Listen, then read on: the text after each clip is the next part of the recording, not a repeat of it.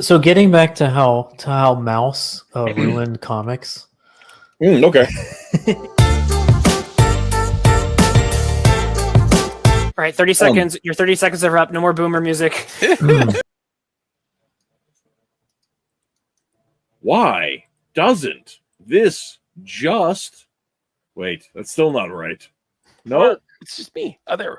Ah!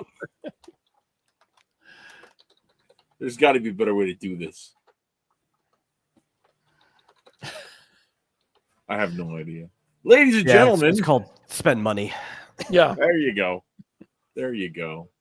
Have it automatically transition from the one thing to the other. I think even the free version has the ability to do that, but I don't know enough to figure it out. And I always just throw it all together. Yeah. And just I think do the it's show actually that the way. whole reason I'm supposed to be here, but it also just recently changed on me too, so I'm gonna have to relearn StreamYard again. Anyhow, well, we actually, Metal, I like you here because you have interesting things to say. Oh, that's not a good reason to be here. It's a talk show. Ladies and gentlemen, it's Wednesday. It is the Mattriarchy. I am the by name, I would be the king of the Mattriarchy. I'm the only Matt here today. So, don't listen to me. Don't pay attention. Just actually wait. You came to pay attention. I'm sorry, guys. I've had a weird day. It's been a rough one. I'm exhausted. My brain's not working right. I'm rambling. What are we here to talk about? Michael Hutchison. Hello. We are here to talk about the 2011 Green Lantern film. And it was much on my mind because Green Lantern was so reviled as a movie that they didn't allow him to be in the Justice League. Except in a flashback, there was an alien Green Lantern shown for a second, which was really cool. And then there's been nothing until this year where all of a sudden Guy Gardner is in this new Superman movie and the green constructs look pretty cool and they kind of get Guy right, but he's not the Green Lantern we all think of. So he's kind of disposable. So if we don't like it, they can chuck him. And well, now let's clarify that because there's been a lot of them. So I want to ask the audience, what is the Green Lantern you all think of? Well, sure. Alan Scott, 100%. Really? Oh yeah. Wow. Yep. Okay. That's the first one that comes to mind anytime you bring up Green Lantern for me. In my case, I had really known nothing about Green Lantern until I started watching the Justice League show. So there's quite a bit of John, what's his name, Brown? John Stewart. John Stewart. Yeah, John Stewart's pretty legit. I would say that don't confuse him with the Daily Show one. Yes. The cartoon made John Stewart cool. John Stewart was pretty boring. He's an architect. And then his wife died and he blew up a planet by accident. Yeah, but he blew up a planet by accident and is kind of they did that to him because he's kind of a lame, disposable character. Right. And then when the Justice League cartoon came along, they scrapped all of that and they gave him a military background and they made him really cool. So, which I guess is piggybacking off of Hal Jordan's military background. True. Think about it. Somewhat, yeah. Obviously, I hate to be the blunt one. They wanted somebody black in the Justice League, so yeah. That's obvious. We all know that's why they. Well, and also in Justice League, any character that had multiple people wear the mantle, their version was kind of an amalgamation of those characters, even if they had the likeness of a single. That is true. Wally West was the Flash at the time, so. That's true. Even in 1997, when they made the Justice League's comedy show it's not a comedy show, but it was very clearly aping Friends, the Justice League that they put on TV. He was named, I think he was named Guy Gardner, but he also had Kyle Rayner's mask, and he has Hal's personality, and you can pretty much do an amalgamation of anything. Here's the thing is, Hutch, you brought this up, so I've got to derail a little to talk about it because I found out this weekend for the first time ever that Justice League pilot existed. Really? Oh yeah. Yes. I don't know how I'd never heard about it, but David Ogden Stiers as Martian Manhunter was legit. My kid, we're talking about, because my boys, my sons and I watched Green Lantern over the weekend, and together, and my youngest says, there was a Justice League in the 90s, and I'm like, no, there was this thing back in the 70s. I said, no, Dad, there was a pilot in the 90s, and I'm like, that's nonsense. I would have heard about it, but no, I wouldn't have heard about it because I was back in my super poor days when I was spent all my time working. I didn't even watch the 3 channels hardly. Yeah. So yeah, I totally missed it. Yeah, Totally I reviewed it for Fanzine way back when. So yeah, I missed it. I'd heard, yeah, and it's clearly based on Friends. Guy Gardner is Chandler. The Flash is Joey. The Flash is stupid. They made the Flash stupid in that one because he's Joey. And then you have a Fire who's very clearly. If anyone should have been Joey, it should have been Guy Gardner. What are they doing? No, he was hard luck and that show has so many problems. I mean, the guy who's Guy Gardner is with his girlfriend, and all of a sudden danger happens, and she is knocked to the ground, and he leaves and comes back in costume and says, "May I help you, ma'am?" And she's not looking at him, and he has made no effort to change his voice, and she says, "My boyfriend ran off," and it's like, you just heard him. Why didn't she look up and go, "Oh wait, I thought you were my boyfriend, but you're the Green Lantern"? I have to admit that was like the one good scene in this movie was when she easily recognized him, even though he had the mask on. I was like, "There, take that, Clark Kent." Oh, yeah. It was like, yeah, I've seen you naked. You think I wouldn't recognize you with your cheekbones covered up? Yeah, that was an ad lib by her. Yeah, that's great, funny. And it's smarter than most everything else in the movie. Well, and the I don't want to get into that yet, but back to the series. So that 90s pilot, is that available anywhere? Because I could not find it. Of course, I don't have Max because I'm poor. But no, not legit. I mean, there's been floating copies of it ever since, but I have it somewhere, probably on VHS. It's the kind of thing that you go to a convention and you'll see people selling that along with any other movie or TV show that hasn't been released, like that 1970s Trial of the Superheroes or whatever. Oh yeah, they actually released a legit version of that. They finally did. Yeah. But there's tons of stuff like that that's never been released, and the only way you can get it is from the trader copies at the conventions. So, well, before we get too far along from the chat, somebody said, when you said, "What do you think about when you hear Green Lantern?" and Sad Robot says squirrel. So, of course, Chip. Oh, sure. And you didn't let me. I always think Green Lantern, going all the way back to Super Friends, so my Green Lantern talks like this. He's like, he talks in a very deep voice, and that's how I can't say I always hear that in my head when I hear Green Lantern, but Hal Jordan is the Green Lantern. But you know what? By the 90s, when they were wanting to get rid of him, I totally understand it, because fighter pilot or test pilot is really a boring job. I mean, there's one thing you can do. He's flying a plane, and either he lands it safely or he crashes it. Every time he crashes it and bails out and says, it's $1 billion down the drain. And and it's like, and then repeat next issue. That's what it's going to be. More importantly, it doesn't really have much of a connection to what he ends up doing as Green Lantern. Oh, it does though. Yeah. Yeah. Well, what it should have just been is like, you just don't ever go back to it. It's if like, once he'd you're been an Green astronaut Lantern, or something and he crash landed on an alien planet, well, and that's but I get the idea of making him an artist, because an artist is creative and he can come up with right. Well, once again, the worst Green Lantern. Yeah. I had no problem with the idea of there being a new Green Lantern because Hal's kind of tired. I mean, the problem with Emerald Twilight was, of course, that they just totally disrespected his history and his character, and it was unbelievable.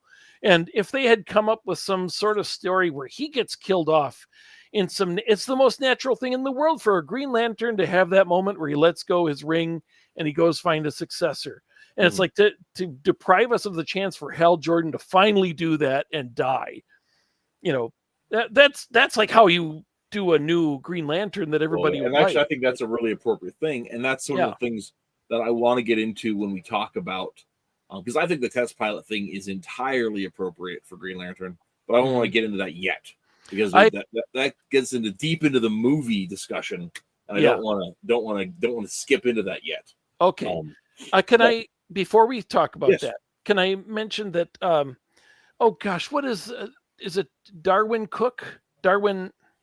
Who's the guy who did Final Frontier? The New Frontier. That was Darwin Cook. Yep. Okay, that is his name. Yeah, I tend to get him mixed up with other people sometimes. Just he's got one of those names.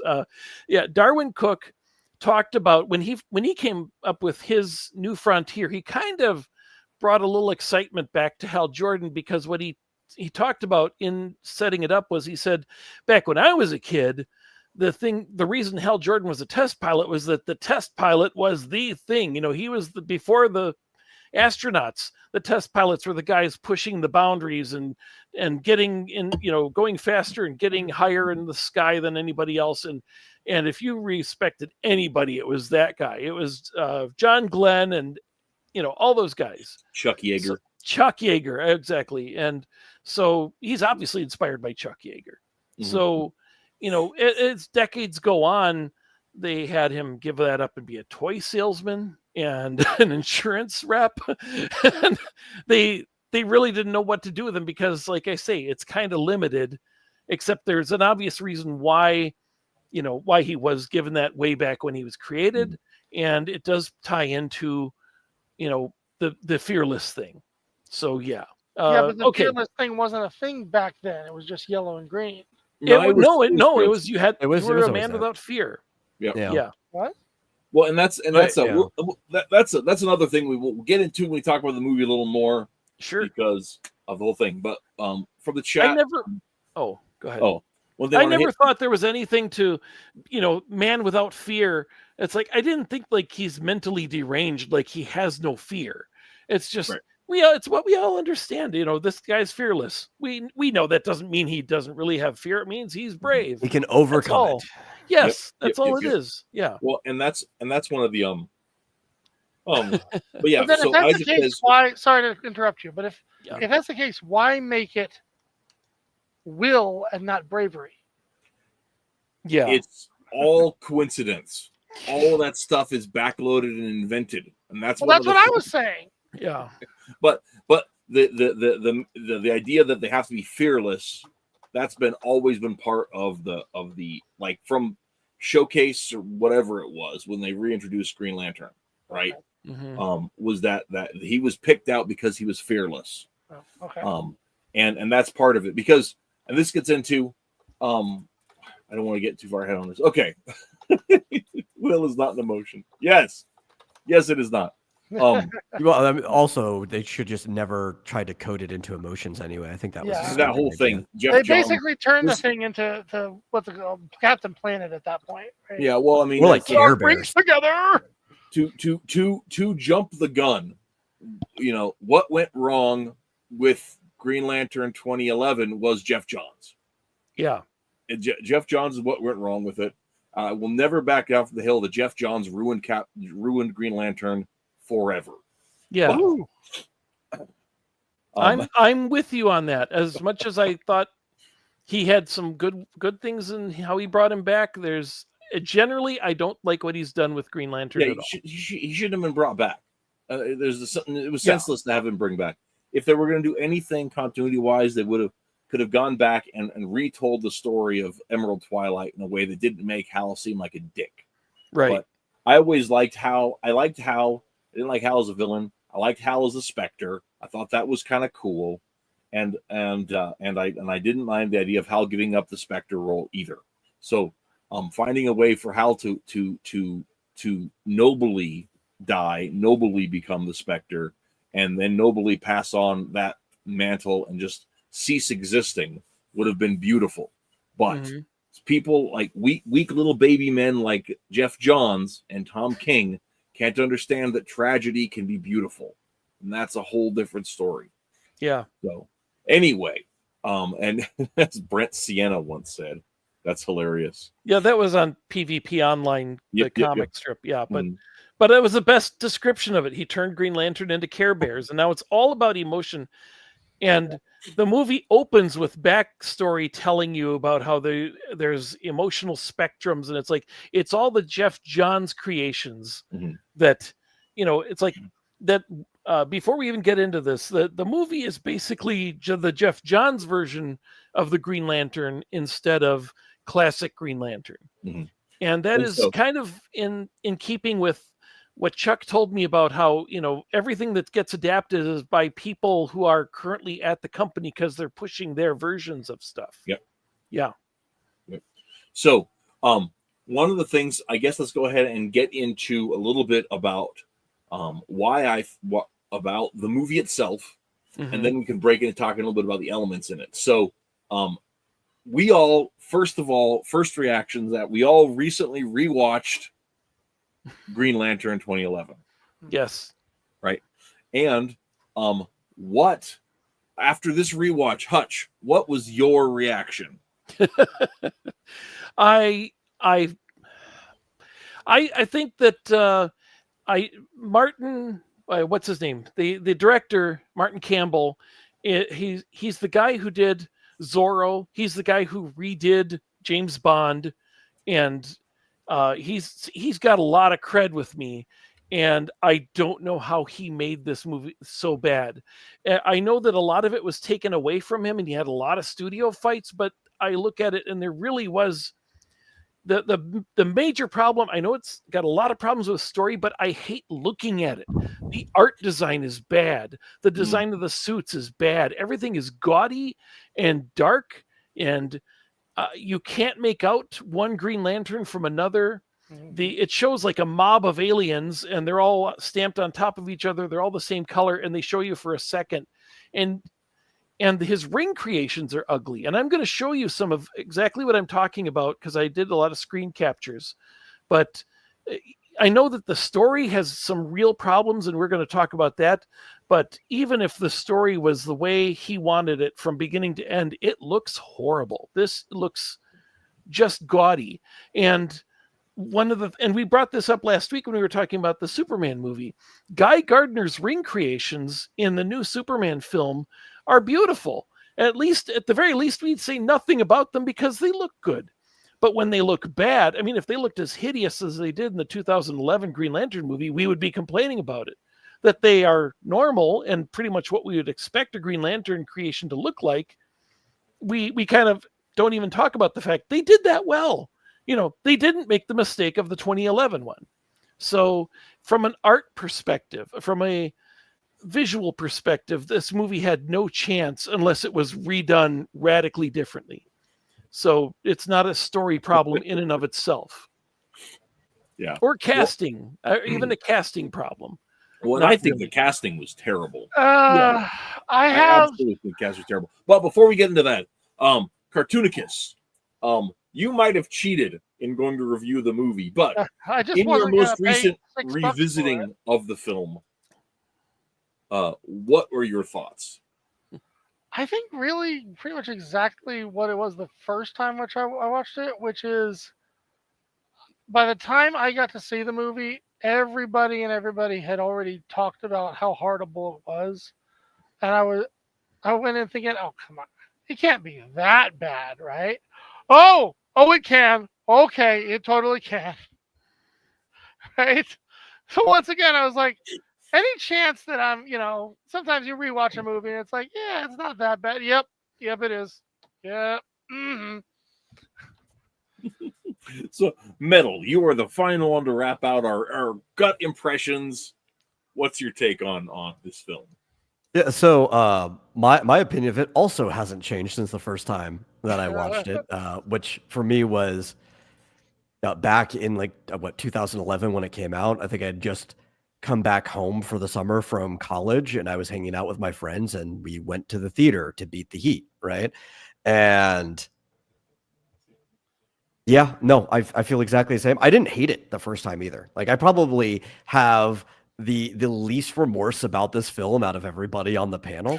But I also I was saying backstage before you came in, I'm probably maybe tied with Cartoonicus the least fan of Green Lantern out of everyone on this panel. So that didn't necessarily flavor my opinion of the movie going into it, right? Like and can I clarify, just in case what you said can be taken out of context? It doesn't mean that we dislike Green Lantern. We just don't know or care. Yeah, it's not like our cup of tea at all. Right. You know, There's some antipathy there, which is fun. Right. We have nothing to connect with him.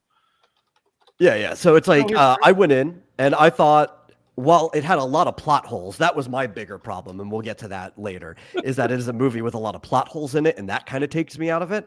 Aside from that, it was kind of like a fun movie to sit in a theater and beat the heat on.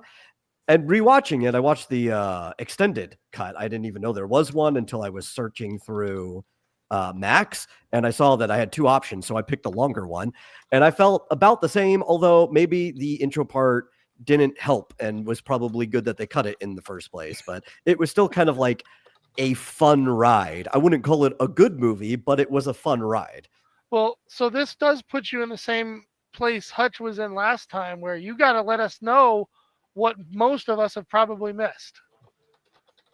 Sure, but honestly, I think my view matters less about it than Hutch's from last time, right? Like I'll still probably be slightly the voice of opposition here, but Hutch had like good reasons from being a fan for why he liked Superman. I don't have any good reasons why I liked this movie. I just had fun watching it. Yeah, but you're still holding out on us, so you gotta spill the beans. Tell me, how was it possible? How could you have not hated it? I will say, okay, if you could divorce it from the subject material somewhat. Yeah. Well, I think that's what he's saying he has done. I think it could be a situation where you are looking at it being the same kind of like 80s dumb movie as like, dumb action movie, right? It's like it's got a lot of the same kind of stuff as Short Circuit or Airwolf, right? Except Airwolf is such a beautiful disaster, right? Because it's tons of stock footage, it's tons of like, it's very full of itself. Mm-hmm. Explosions in the air that don't destroy anything. There's just an explosion. The characterizations don't hold up. It's so like somebody invented this in 1979 and finally got it made by 1983. I mean, it's like one of these things where it's like it's absolutely locked in a moment in time. Even the main character's name doesn't. It's so not real, but it's the same kind of fake name that would exist in 1983. And but the music is so good. The Airwolf theme is so good. Well, and it's just and there's this it's if you live through it, right? Mm-hmm. It's just like Airwolf and Knight Rider, and I don't care if it's bad; it's still perfect. They had an episode where the main guy is knocked unconscious, and he supposedly awakens from a coma in the future, and Chuck and Di are getting divorced. Yeah, and it was, I think, to the year it was correct. I think that was the year that it happened. I believe that was the case. But yes, that was predicted by Airwolf. That's right. But it's long before The Simpsons existed. It took me a minute to figure out what you were talking about. I have never heard someone refer to him as Chuck. Chuck and Di. Well, that's how they were back in the 80s. That's how the two of them were referred to as like their couple name. That is hilarious. The first prince was going to be named Up, so that it's Up, Chuck, and Di. Oh, God. You're going to name them Up. Anyway, point is that this movie is that same kind of schlock, right? Yeah. And I think my expectations for a DC film were also still just like really, really low at that time. I mean, they're still pretty low in general. Like my expectations for the new Superman are pretty low, because like how often do we have good DC films? I'm not. I know a lot of people were disappointed because they're So- comparing the fact that the start of the MCU had already happened, and that was clearly a big influence on why they wanted to make this film. You can feel it through the whole thing that they're trying to make like their own Iron Man type movie because that was such a hit, and they just did not do that well at all. That they dropped the ball on that. But if I'm comparing it to DC stuff, it's like, well, I didn't like the Dark Knight trilogy at all. Personally, I know a lot of people love it, but I don't. And it's like, what, Superman Returns was all right, and then what did we have before that? The Schumacher Batman movies, which I'm kind of an apologist for, but that still doesn't give me high expectations for a DC movie. It's like my expectations for a DC. I still like there's Steel too. Oh, Yeah, that is I hilarious. enjoy Steel, but for all the wrong reasons. Here's the thing about that. At the time, I was not really paying attention to what superhero movies were coming out that were Marvel and what were DC. I was just seeing superhero movies, right? We didn't have this clash of the two companies like we do now in their cinematic universes and all. So I didn't really realize at the time that I think it was the first non-Superman, non-Batman DC movie they ever made, right? Am I right about that? Oh, Steel. Like you said. There was the Wonder Woman movie that they There's tried a Supergirl to do. Was movie there? too. Yeah. Oh, that's right. With Kathy Lee Crosby in a jogging suit. Yes.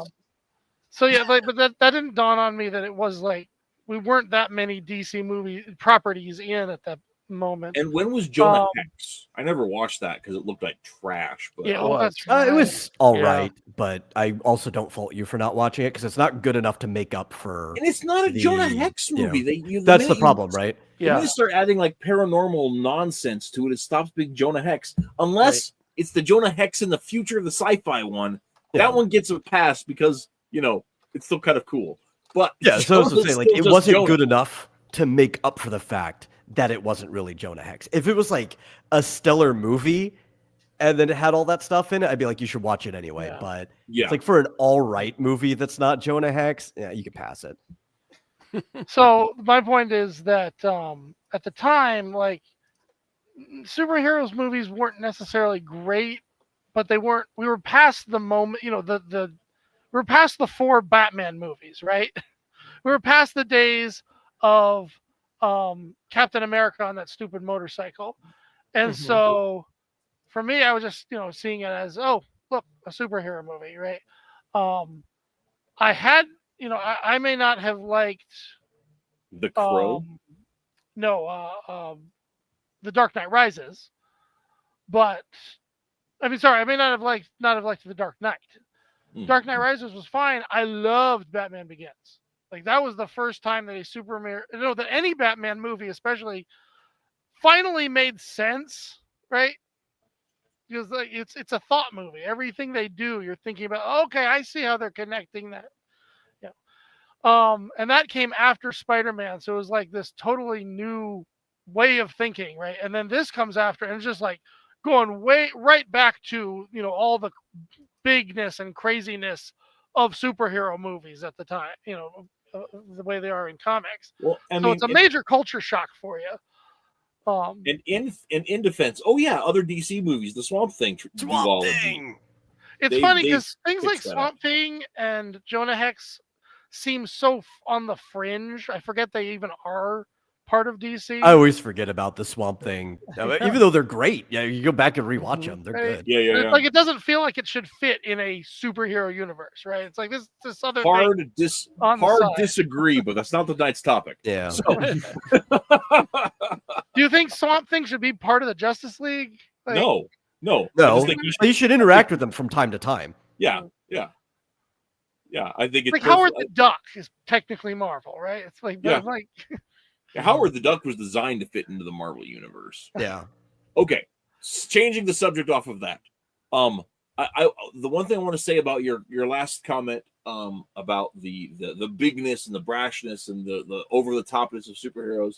If there's ever a film that should be that kind of over the top, I'll give you that.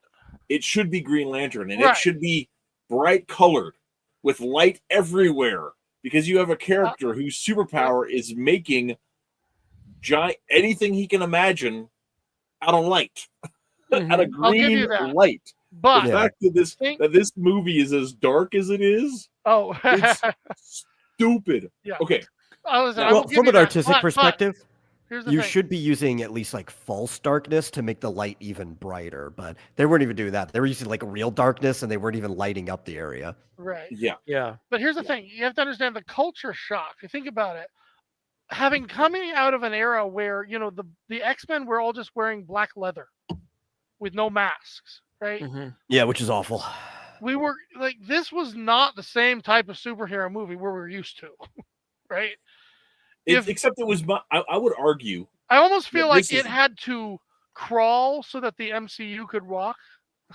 I don't know if that's this is in the middle of the MCU for one. Yeah, like Iron Man had already come out, Incredible Hulk had already come out. Like, but this has a lot more. The design philosophy of this movie has far more in common with the X-Men than it does with any of the MCU movies that were being made. Or maybe even more related to like the two Fantastic Four movies that were made up to that point. I think it shares a lot of aesthetics with that, and even some of the pacing and dialogue. The thing is, the one thing though is like I have to give you in terms of cinematography, definitely.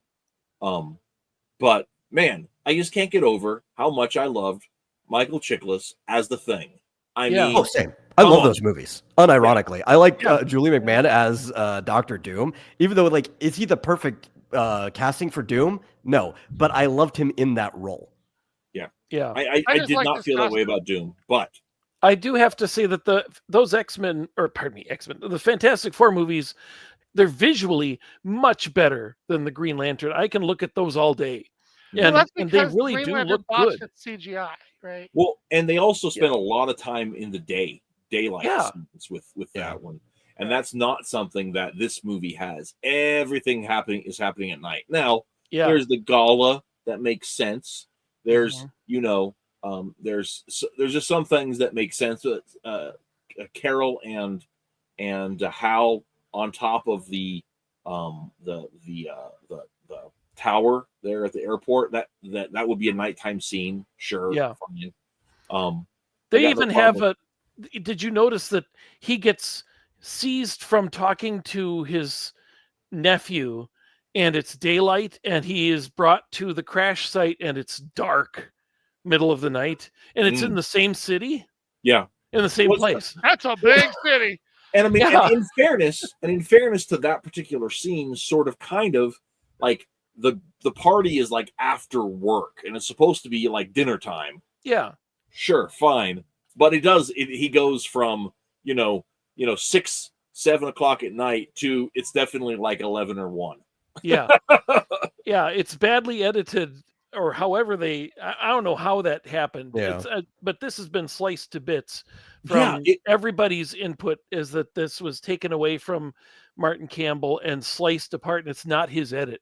Yeah. They should have like reversed it. He should have went to the crash site after getting the car parking lot fight, and then he should have went to Oa at the birthday party. Like, that's where those things should have went. It shouldn't have been the order that they did it. Well, and then so let's go back to some of the stuff about the plot itself and what drives me absolutely crazy. So we are first introduced to Hal Jordan waking up next to some random girl who's never mentioned again. Yep. She's a beautiful girl in the credits. Unless you watch the version that I watched. Right. We watched the version I watched had all, those with all the clips that the flashbacks came from. There's actually like a 15-minute opening that those clips came from of him as a kid, where you start with him as a kid with his dad, him missing the bus, skipping school, going to see the test flight and everything. There's this long sequence that kind of gets undermined by the flashbacks later, but like that's where I started when I rewatched this. Yeah. So who's the girl? Does that explain who the girl is, or no? She's just some floozy. Oh, she's just some floozy. That's what. And that's one of the things I don't like about the Jeff Johns version of Green Lantern in the comics Yeah. is that he made him sexually promiscuous. Just he has one night stands where he doesn't know who the girl's name is. So, but I So, want to yeah. get to that in just a second. So the Aren't thing we is, on that? I'm sorry. we are. No.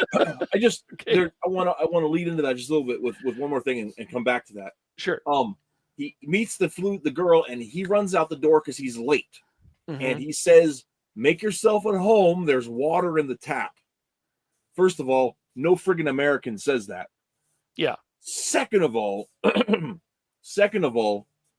here is why I think, and this is the thing, the reason it is perfect for Hal Jordan to be a test pilot is because the archetype that Hal Jordan was hammered out of, the mold he was crafted in, is the steely-eyed missile man Mhm. who were the first fighter pilots. They were the first test pilots. They were the first astronauts, right? Yep. Hal Jordan's job should be a dogfighter who goes to move up the chain and doesn't get to go to space. Yeah. He's one of those guys that doesn't make the cut for the Mercury. He doesn't make the cut for Gemini. He doesn't make the cut for the Apollo. And even in the modern retelling, it's still that energy. Like, this guy should be in space, but for whatever reason, he doesn't make it. And so he's flying for a private company as a backup, right? Mhm. He should have his shit together. Hal Jordan isn't late. Hal Jordan isn't, even if you want to play Hal Jordan as a ladies' man, Hal Mhm. Jordan would be the most interesting man, right? The most interesting man in the world. He knows their names. He knows where their families grew up. He knows their favorite flowers, right? Yeah. Yeah. He's the guy that If Will that's the Smith version you're wanting to do, yes. if that's what how you're he doing would with be. Hal Yeah. Jordan. But I mean, Yeah. I'm saying, like, if you want to play Hal Jordan as a ladies' man, Yeah. that would fit into that. Hal Jordan is not the guy to screw the pooch, right? Right. Hal Jordan has it together, right? Yeah. And so, like, the entire thing about Hal Jordan in this picture, and this is why I think Ryan Reynolds was horrible casting. Not because he's not likable, he's likable and charming, but part of Ryan Reynolds' whole material and what made him work really well in most movies he's in is that he's kind of a screw up who can learn to get his stuff together. That's the Right. role that he always plays. Every role I've seen him in since freaking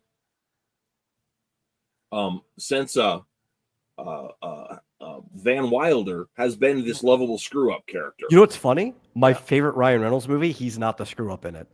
Which And one's that's that? Just Friends. haven't seen Which it. is my favorite holiday movie. Mm. And it I don't want to go too onto it, but he actually becomes like this famous music producer and has to go away for the holidays. They crash land right near the town where he grew up. And the one thing that he never really got together was his high school sweetheart, or the girl he wanted to be his high school sweetheart, because he was the fat kid when he was younger.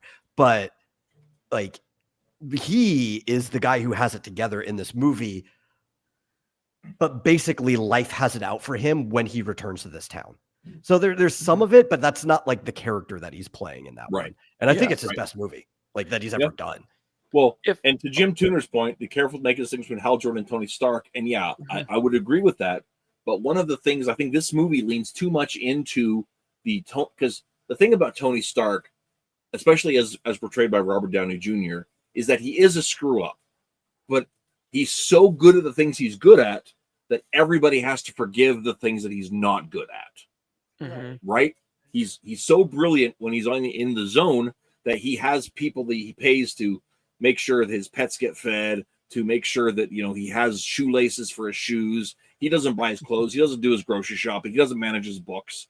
Right. All the daily stuff Tony Stark is terrible at, but Tony Stark can, you know, build an infinite energy generator out of a box of spare parts, right? So Right. everybody lets Tony slide of the daily stuff because he's genius. Right. The difference with my understanding of Hal Jordan and how he would really be best at is Hal doesn't overextend himself, because Hal knows man's got to know his limitations, but Right. he's got it together. Like, Right. Hal is the kind of guy who could, you know, patch a rocket a space capsule with chewing gum and baling wire and do all the math on an abacus. I mean, that's got to be the guy who Hal Jordan is. No, I do think that you can have a little leeway there where you need to almost give like a reason why he's not making the cut to go to space or anything like that. Yeah. And I feel like if there was one thing in his life that you could have used for that, it could have been his extended family, like his siblings and their children. Like you could have been like, that's the drawback. That's the thing that like keeps me from going 100% to where I would make the cut. And that's not the direction they chose to go with this. Well, and what then they you went to might the do tired. is take a lesson from Captain America, where he's chosen not because he's big and strong or anything, but because he's got the heart for it, right? Yeah. If you wanted to say that, like, he sacrificed his dreams to take care of his orphaned nephew and niece or something, the alien could see that and be like, you're the kind of person I want for this ring. See, and that's part of when it comes to the original origin about this fearlessness, right? Why is this test pilot so fearless? It's because he's that steely-eyed missile man. I mean, that's the entire purpose of it. And and so fearlessness becomes part of his like makeup. And it's not that he's psychotic and can't feel fear. It's that he never lets his fear stop him from something he wants to do.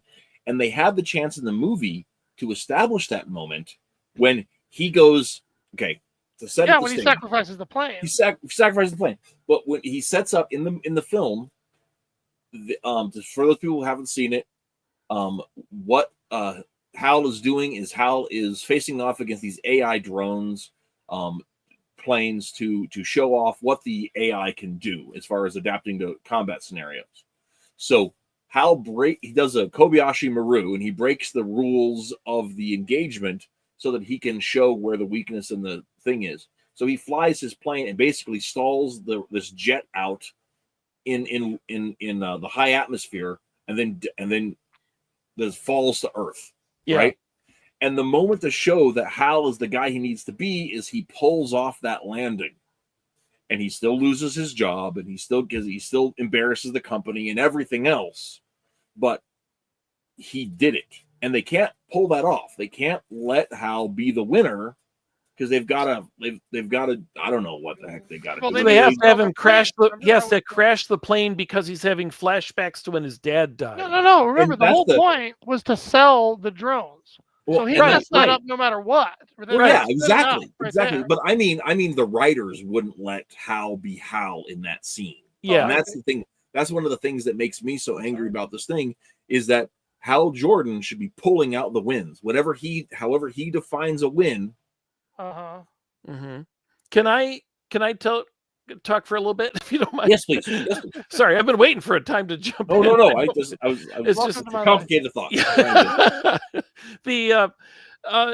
Rewatching this last night, I realized the big problem throughout the entire length of this movie is that I hate Hal Jordan. He gives you no reason to like him. He is, from the moment he wakes up, tells the girl, there's water, and then he runs out, and then he is trying to wrap a present as he's driving, which makes no sense because he doesn't go to his kid's birthday party late. He goes to his nephew's birthday party late. He goes to work, but he's wrapping a present while he's driving, almost crashes other cars, and he's swearing at them for driving bad. He's the bad driver. He gets there, he is pompous and arrogant as he's talking to Carol. Then he goes and does this where he's supposed to be selling the AI-driven planes, and they say, we're going to have him go up against their two best pilots to show you how good they are. And instead, he embarrasses the planes by making them fail in front of all the people they're trying to sell them to. And then he gets people laid off, and they're going to have to they lose the contract, and then they get the contract, but then it's badly written. It's like they lost the contract, but then because of Carol's negotiations, they get the contract anyway, and they have a celebratory party. And it doesn't make sense. That doesn't make sense. He becomes the Green Lantern for no reason that I can tell. Why? He has no qualities that this thing should be looking for. Right. And then he goes and he washes out in the most basic of basic training and says, "Nah, I'm not up to this." And it's like, didn't he go through military basic training? He's not up to it. And he says, "I quit." And then he flies back to Earth with his ring. I thought he quit. It's bad. This is all terribly written. But throughout this, the point is, he doesn't really have an arc where he goes from being a screw up to being a great guy. He doesn't really have an emotional journey that I can see. He just goes from being bad to being not so bad, and then he succeeds at the end. And everybody's like, "You're great," which doesn't make any sense. And I see no reason to like this guy throughout. Oh yeah, it's also like, I think, talk about bad cutting and just bad planning and things taken out of his hand. Even if you just reverse those things that I was talking about, like where he had the fight earlier on and that's what led to the crash site, at least in the fight, it shows something of like, even though he's getting his butt handed to him, he's refusing to go down. He's refusing to give up, right? Like he's standing up to this situation where the odds are against him. That would be a great scene to use for why the Ring would choose him. But instead you have this scene later before he goes to Oa, and it's like, could we maybe had made the birthday party that time, like later in the film, and that be where he wanted to hang out with his family and his friends, but because he didn't answer the call earlier, he's being ripped away. There's like even ways where you could take this movie and you could cut it to at least make it like 1 to 2 points better on a scale, Well, that's another thing that I had a problem with the movie and didn't realize it until the second time, was that they take forever before he ever actually gets to using his powers in any significant way, right? And it's like, I counted up again, we've got this guy who's supposed to be literally able to do anything his imagination can come up with. I can count on like one hand, I think, the number of things he created with that ring. Right? They don't spend any time. Like this entire movie could be nothing but creativity. They spend no time in any scene using that creativity. It's really irritating. I would suggest, I mean, they didn't do this obviously, but I would suggest doing the first Green Lantern movie where he's given the ring, and in the tradition of the original comics, going back, he didn't meet the Guardians until like issue 9 of his own book. Something like that. He didn't meet another Green Lantern, and it was Tomar Ray, but he met him on his own. He wasn't brought to Oa. Of course, they've retold this, and then Emerald Dawn, he goes taken right to Oa. But this really should be, the first movie should be kind of a greatest American hero thing, where he's given a ring. The guy who should be telling him how to do it is dead, and he's trying to figure this all out. And the oath thing is kind of funny, but then from then on, he's immediately taken to Oa. And by the way, they inject him with a whole bunch of intelligence, like he knows how many galaxies are in his sector, but then he isn't injected with any information that would help him. And that doesn't make any sense. Yeah, that was so weird. Like, why is it? Maybe you could argue the Guardians are trying to withhold this information from people, so like nobody knows who this Parallax is until they tell them. But after that point, after they're willing to be open about Parallax, why doesn't every single Lantern know all of the data that they have on Parallax? Right. Yeah, they should have a reason why they're not explaining, because they're embarrassed. It's one of their own kind who's doing this. And actually, the original story, Parallax doesn't even show up until the end. You think that Hector Hammond is the villain for the first 2/3, and then there's a Parallax, and then this is a mess of a script. Well, let me show you something too, because again, knowing very little about Green Lantern. Yeah, I'm going to share a screen here. I have had no idea. I still have no idea who Hector Hammond is. Right. So here I am. Look it up and didn't. Just going through this movie, and then suddenly at the end, here he is. Where's the darn picture?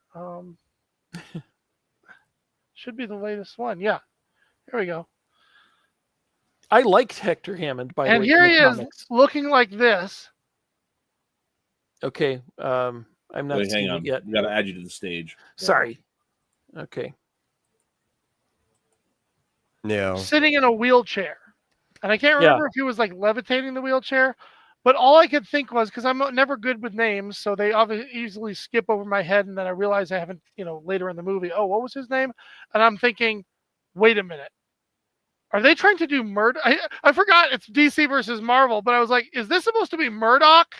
MODOK. Sorry. Yeah. Okay. Right? That's all I thought could it was think like a of. weird choice to go with Peter Skarsgård for him, because like Hammond's supposed to look like Vincent Price, basically, like a slightly deformed Vincent Price. And there's so many things. Even with Skarsgård, I guess you probably could have just made him look more like Price. He and his brothers are kind of like used to doing movie monsters, so it's not like he wouldn't sit in the makeup. But it's like, why go with this weird push around nerd guy? Who was for really the the most character. bizarre That is the way he. That is the way he is in the comics. He's got a brain so big, but he can do all kinds of telekinetic things, but he's immobile. And by the way, that led at the to end, but like the way he started, right, just doesn't make any sense. Right. I mean, I'm looking at pictures of him right now. He's in these like white suits, like he's some, eccentric billionaire. Yeah. He feels like he should be tapping his fingers together, giggling maniacally, not. Is that the way that Skarsgård? I don't know him too well. Is that the way he actually sounds, or is he really doing a character? Because I felt like the whole time he's doing John Malkovich. As I mean, it really. I had to look up. It's like he sounds like John Malkovich, like it's a John Malkovich character, or like that's how he's playing the role. And no, he's got like a lot of range. Okay, so maybe he is playing a role. Maybe he is. Yeah, because. Yeah, anyway, I really like Hector Hammond from the comics, at least, the 80s. I grew up in the 80s, you understand. And there was in the mid 80s, they had this thing where suddenly the Green Lantern Corps was based on Earth, and there were only a few of them, one of them being Kilowog, who they introduced, and Guy Gardner was at the time. So one of the wonderful scenes, this is when Carol Ferris is totally Star Sapphire, and she's a murderer, and she's never coming back as Carol Ferris, supposedly, for a long time. They did that, and she teams up with Hector Hammond, and of course he's immobile in a chair, but they're concocting their schemes together. She gets mad at him, and she strips in front of him and is totally naked in front of him, and she's just driving home the fact he can't do anything to her, and she knows that he always liked Carol Ferris, who she is not anymore. But because her head's changed. It's really, it just drives home that he's always liked her and he can't do anything anymore. And he's like, like they use in this body, actual aspects of the character in there somewhere, but they like basically distort all of the aspects of the actual character. So, Hutch, let me ask a couple questions here, because I don't know. Yeah. They have, and the movie did a terrible job explaining this. Apparently, these three knew each other from back in the day. Yeah. But they don't explain that in the film at all, and I don't know the Green Lantern lore of the comics. Yeah. The preface that was in the movie that got cut and then chopped into just flashbacks was that the three of them grew up. Of course, Hal is an action kid and he's handsome, and in this version, Hector Hammond is kind of a nerdy kid who's already into space, and he reads books, and he has no chance with Carol. He's trying to talk to Carol. He's like, "Hey, I got something cool," and Hal comes into her eyes, just go right to him, and they're only like 8 years old. But it's like, by the way, they trade. He and Hal are friends, and they trade Hot Wheels. They trade Matchbox cars. This is how they set up. If you watch that, yeah, right. If you watch that opening section, they actually show like Hal's always been nice to this guy. So like the way that he treats Hal is just supposed to be out of like bitter envy. Is it right? Like this guy's actually always been nice to you. He's trading Hot Wheels with you and everything. And they do actually in that moment, which it's sad that got cut. And you only get to see it if you watch the extended version. They do set up early that Hammond is just that petrified kid. The others go to watch the test flight, and he's like, "No, that's fine. I can watch it from here. I'm not that interested anyway." Yeah. So he's Well, see, and that would have been if they'd have played Hal the way that I wanted to play Hal, that I think Hal should be, where he's always had his mind into space. That's his whole goal is to get there. That would have been a commonality with him and Hector, and Hector isn't brave enough to go to space, Right. and Hal is maybe he has a different priorities, or he just doesn't make the cut. Right? better yet. I mean, what, because what you if guys made- got to think back to the. Sorry to interrupt you, Cartoonicus, but I I'm want to interrupting drive you. this home. Those guys back in the Apollo and the Gemini and the Mercury missions, these guys were doctorate level smart, Mm-hmm. right? They weren't just some jocks that were pilots. These guys were geniuses. Yeah. Right. They didn't build the rockets, but they knew how to patch them. Like I said, these Yeah. guys were geniuses. And so Yeah. so for that would be another thing. Like if they were playing Hal with the way he was supposed to be, he and Hammond are peers, but one has the boldness to go to space, and one wishes he did. One has Yeah. the boldness to ask the girl on the date, and one wishes he did. And that kindness versus envy dynamic would have made a really compelling picture. Well, And here's it's what all you set could've up. done with that. Yeah. In the beginning. They just don't use it much afterwards. Well, I Well, realize they do at the party. If you remember at the party, and it's kind of weird that they're singing Hal's praises when he just got everybody fired, but then they undid that. It's again problems with the story, but they're calling him out and saying we have great people like Carol and Hal says, it's not a one-man job. There's all the brains who put the planes together, and he's I remember the referring exact both line. Tom, he refers to Tom, and he's kind of gesturing towards Hector. It's the smart people that we need that get me there, and that's like doers versus thinkers. yeah, and Was it's yeah. one of the good qualities of Hal is that you're right. He is generous and caring about other people. It's not universal, but I mean, in other ways, he's such a douche, and yet he does look out for Hector, and it's not reciprocated. You know what's happening Yeah. here is they're trying. And remember, this movie had only come out 3 years earlier. They're trying to make him into Tony Stark, right? Mhm. The jerk, funny guy with a heart of gold. Right? Only problem is they don't pull off any of those three qualities properly. Yeah. Well, and if they wouldn't try to make it, if they just done with how it looks like the meat, especially in this extended cut, the meat of just telling a story that's Hal being Hal would have been there. Mm-hmm. Right? Yeah. And it's which gets me back to one of the other things that's so frustrating is like we have all of this political and company drama within the company, within Ferris Air and their contract with the government and all that kind of stuff, right? But that becomes the B plot, right?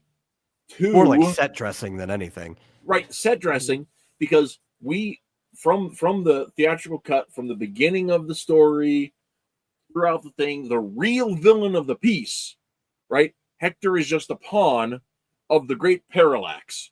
Yeah. And we're gonna have to dive a little bit here. I hate everything about the idea of Jeff parallax. Johns' parallax. Right? Oh, same. Mhm. Right. Yep. So first of all, Okay, hold on. for those Let's of you look who might at not pictures. know, a parallax is a cosmic phenomenon where stuff gets in the way of other stuff, or that how something looks entirely different from two different vantage points. Right. You'd be looking at the Yeah. same body, and where it isn't. And a really good example is like your left eye, right eye dominance, Yeah. and that shift that you see when you're playing with that is a small version of parallax. But And it parallax really- viewing is also how we do 3D movies and stuff too, Mhm. right? Yep. Yeah. Or the It's a really- 3DS Well, it's how you use fake parallax a screens. 3D look in 2D Yeah, animation. because your brain does that. Yeah. It's a name that was generated by Hal when he went evil, when he's saying, I'm not evil. I look at the universe differently than you do. Right. And so that's why he came up with that name. But even then, And that's a what dumb that name. meant. Yeah, it is. It is. But I'm saying then they're trying to come up with the whole entity behind to try to explain Hal's. Trying to explain Hal's change and coming up with the parallax entity is such a mess.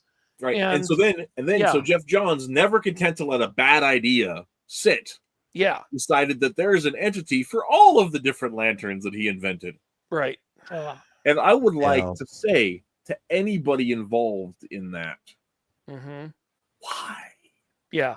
Why, man?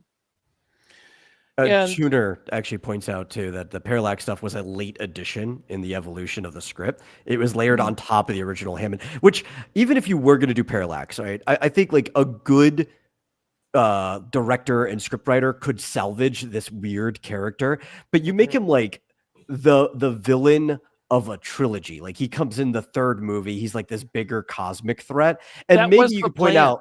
Yeah, like he spurred forward the Hammond stuff from the beginning, and you find that out as it goes. But like, no, we're gonna sandwich it into this movie instead. Well, and if you could then use the second movie to make Evil Hal lead to that. Yeah, the parallax being the overarching villain of a trilogy is exactly what they were trying to do, and then pushing him to be more and more in the first movie instead of just kind of something they were setting up. That was one of the changes that they were doing.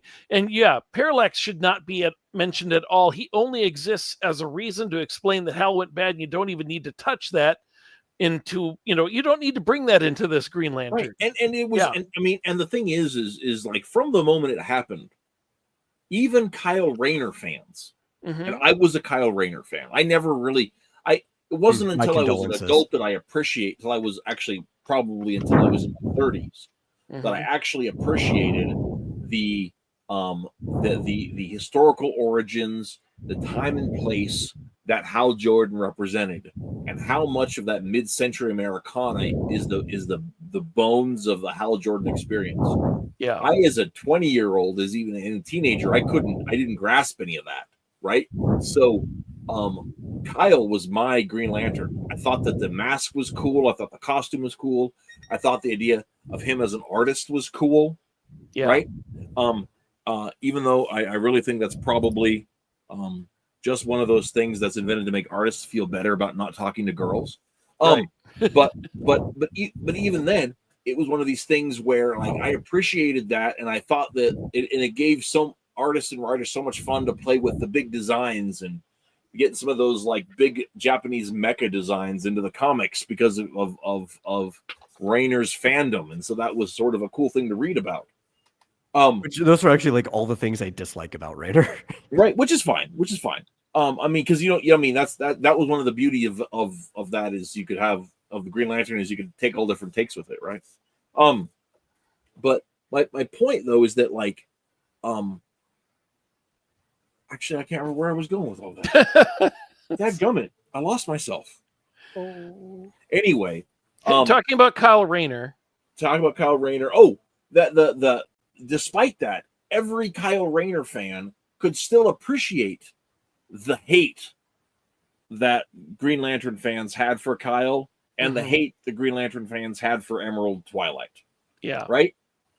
Once you got past the name calling during Flame Wars, because there was lots of Flame Wars over the whole Green Lantern thing. Oh my gosh. But with that, it's a situation with but the Kyle fans got what was wrong with it. You don't even have to touch that whole storyline in a cinematic universe. Yeah, if you want it to do Hal, and you don't even have to acknowledge the whole thing. Do you want to talk about something that's an odd bit of synchronicity here?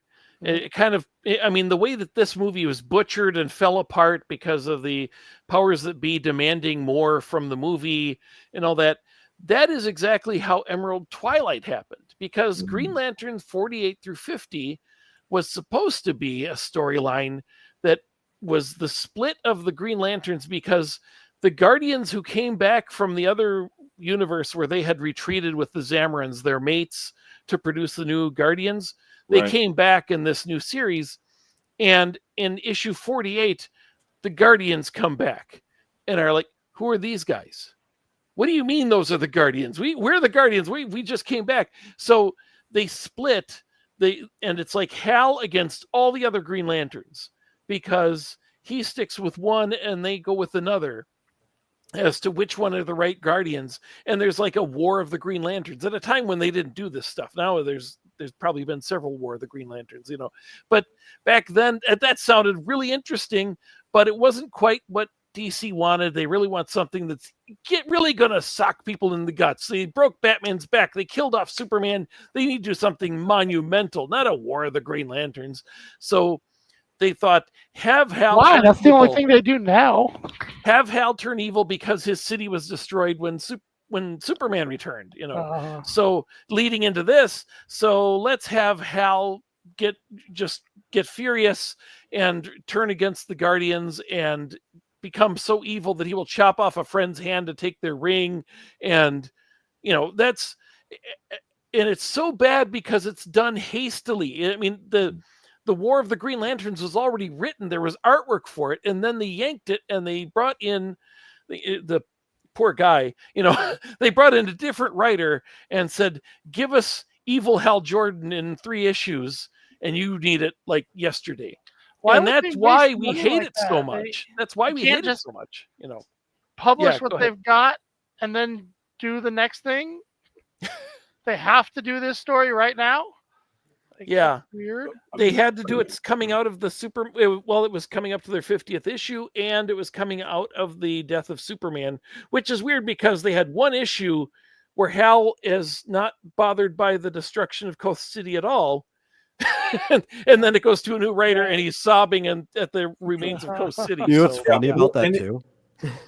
Go ahead. The funny thing about that is that all of that happening is why ultimately WB and DC were a good fit for like the buyout, because like every problem, not just with their DC movies, but WB's had with like the big projects they've tried in the last almost 30 years is too much pushing from the top and getting involved in things. And it's like, yeah, it was like buying another pair of shoes that already matched the shoes that you had when WB acquired DC.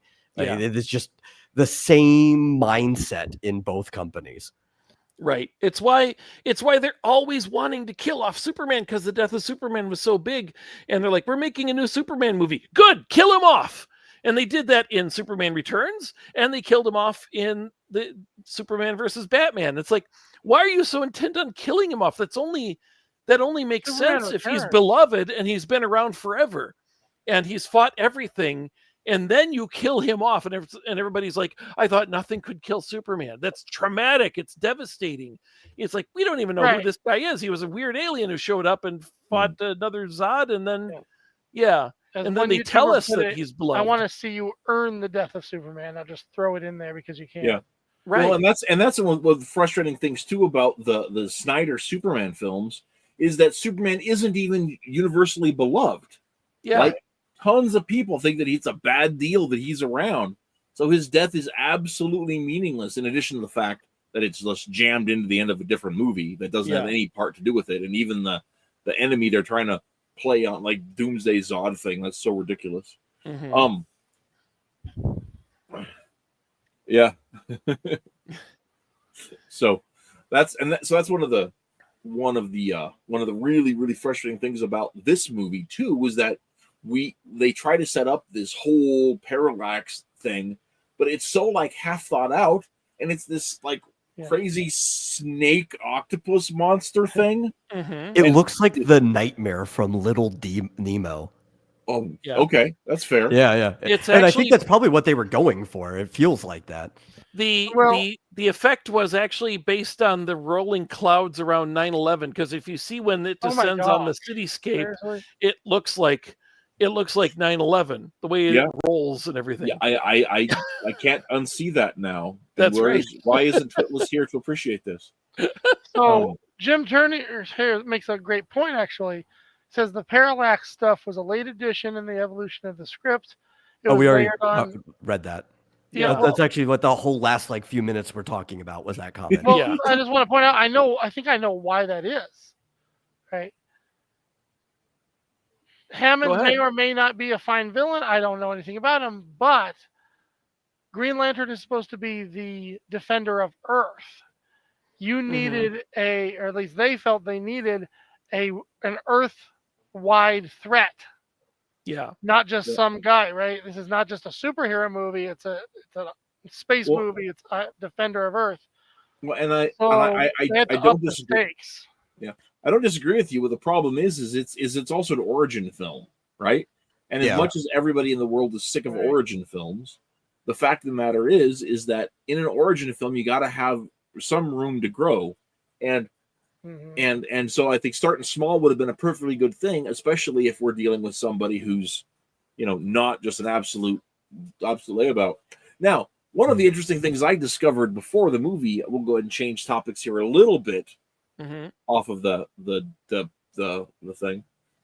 Well, last thing on the parallax design, one of my big frustrations is the only time we get a really good look at this thing is when he's falling into the sun. Yeah. Right? Which honestly, I know everything's always tuned down for these movies regardless, but like I don't think a Green Lantern or Parallax should have any problem with the gravity of the sun. I don't even think a sun should be able to kill Parallax, Like, I'm pretty sure there was even a later comic where Parallax takes over Superman, and they're fighting around a sun at that time. Well, and the crazy thing about that is that whole thing goes back to Kilowog's training session when he says, the bigger you are, the faster you burn. But that is not, in fact, how the sun works. Not at all. And he's able to generate a sun with the ring, a small one. But so why do we need to go to the sun at all? Why can't we just generate a sun and then vacuum around and just suck up all the bits of Parallax? We have to go to the sun. Or why didn't you just generate a giant vacuum cleaner and be done with it really quick? Here's an idea. Yeah. What would you think about staying on Earth the entire movie, never going to space, never meeting any of the Green Lantern Corps, etc., and then having that post-credit scene where Sinestro or somebody shows up and says, "You're needed." Yeah. Right. And now he gets to finally go to space. Right? That's what I was saying with it. It should be a Greatest American Hero where he just is figuring out how to make ring constructs and what to do. He's figuring out that it doesn't work very well with yellow. If they do that, I think they should. But there's he's experimenting all the way through and kind of making his own mistakes. And then at the end is when Tomar Ray comes to him and says, "Oh, you're supposed to go to Oa. Didn't you get the call? You're supposed to go." It's like, what are you doing here? New trainees go to Oa. Come on. Well, and that goes back to one of the things that I mentioned in our chat over the weekend when we were watching. One of my oldest sons says that the Rocketeer was a much better Green Lantern movie than Green Lantern. Yeah, that was really interesting. And I said, well, I think you have to be correct. Yeah. So we go. Well, I Isaac think Larkin's plan works for taking care of Parallax. Make a giant magnifying glass and burn him like an ant. Like, if we're trying to keep it to just being like an Earth story, I think using Hammond as the villain still works. You just have to make him do crazier things.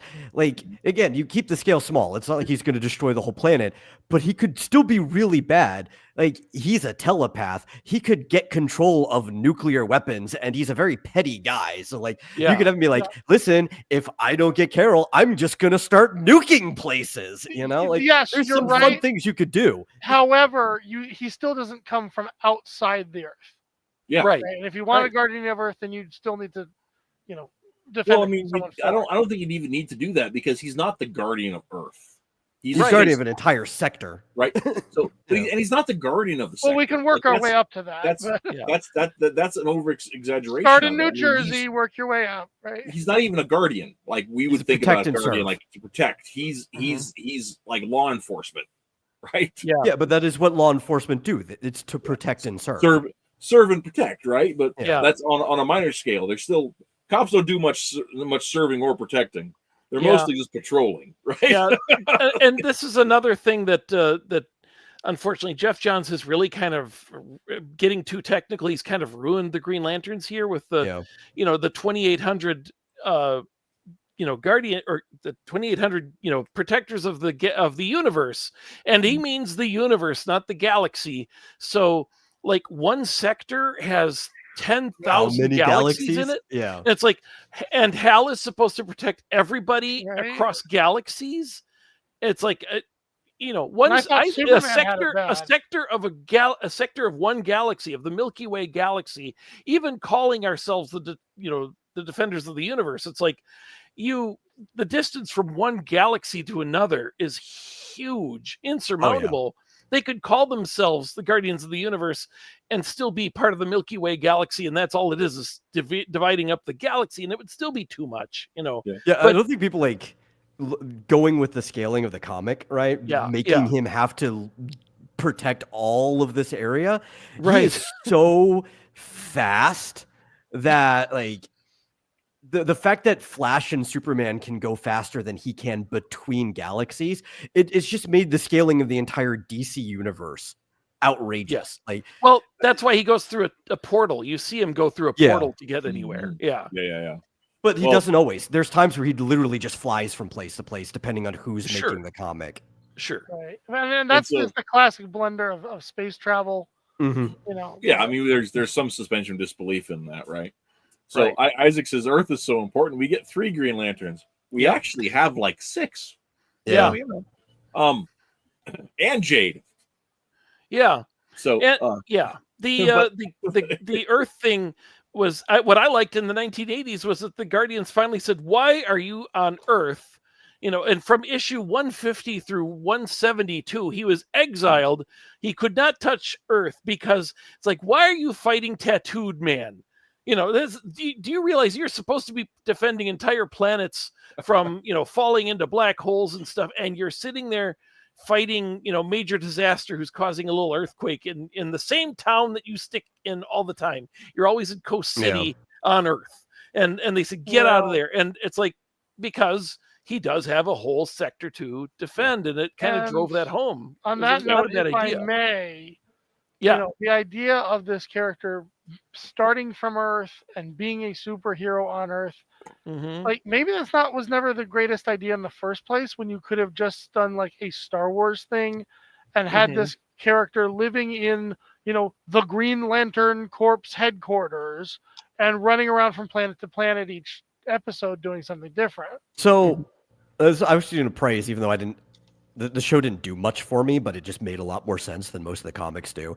The Green Lantern animated show that happened That's right. 'cause early they in the had the- decade, it made a lot more sense just to have him constantly flying around in a ship patrolling the universe than being Yeah. somebody who has a day job here on Earth. yeah.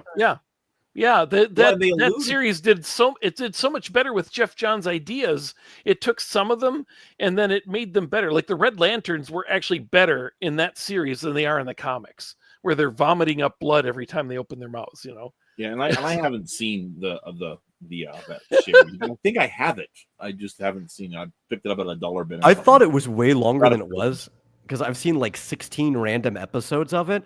And recently I was told it's like, yeah, but there's only 26. So you actually saw most of the show. It's like, oh, Yeah. oh, okay. That's hilarious. Diedrich Bader as Guy Gardner was awesome. Oh, I love man, Diedrich that sounds Bader in anything amazing. he's in. Okay, that sells it. That's what I'm going to put on. Because I would think it was a gift. Anyway, Do you know Jim do you says- know who Chase Salon is? Chase Salon is the Green Lantern who is Okay, yeah. a diamond The with a young one. mohawk. Yeah. And Guy Gardner turns to him and says, "Disco Lantern, I need you over there." That's amazing. It's a That's great amazing. cartoon. I love that cartoon. That's- It that does sounds such great. a better job than this movie. Yeah. So, Jim Tooner says Hector Hammond's appearance in the film was terrible. He Mhm. wasn't a great visual villain to begin with, and they needed to fix that, but didn't.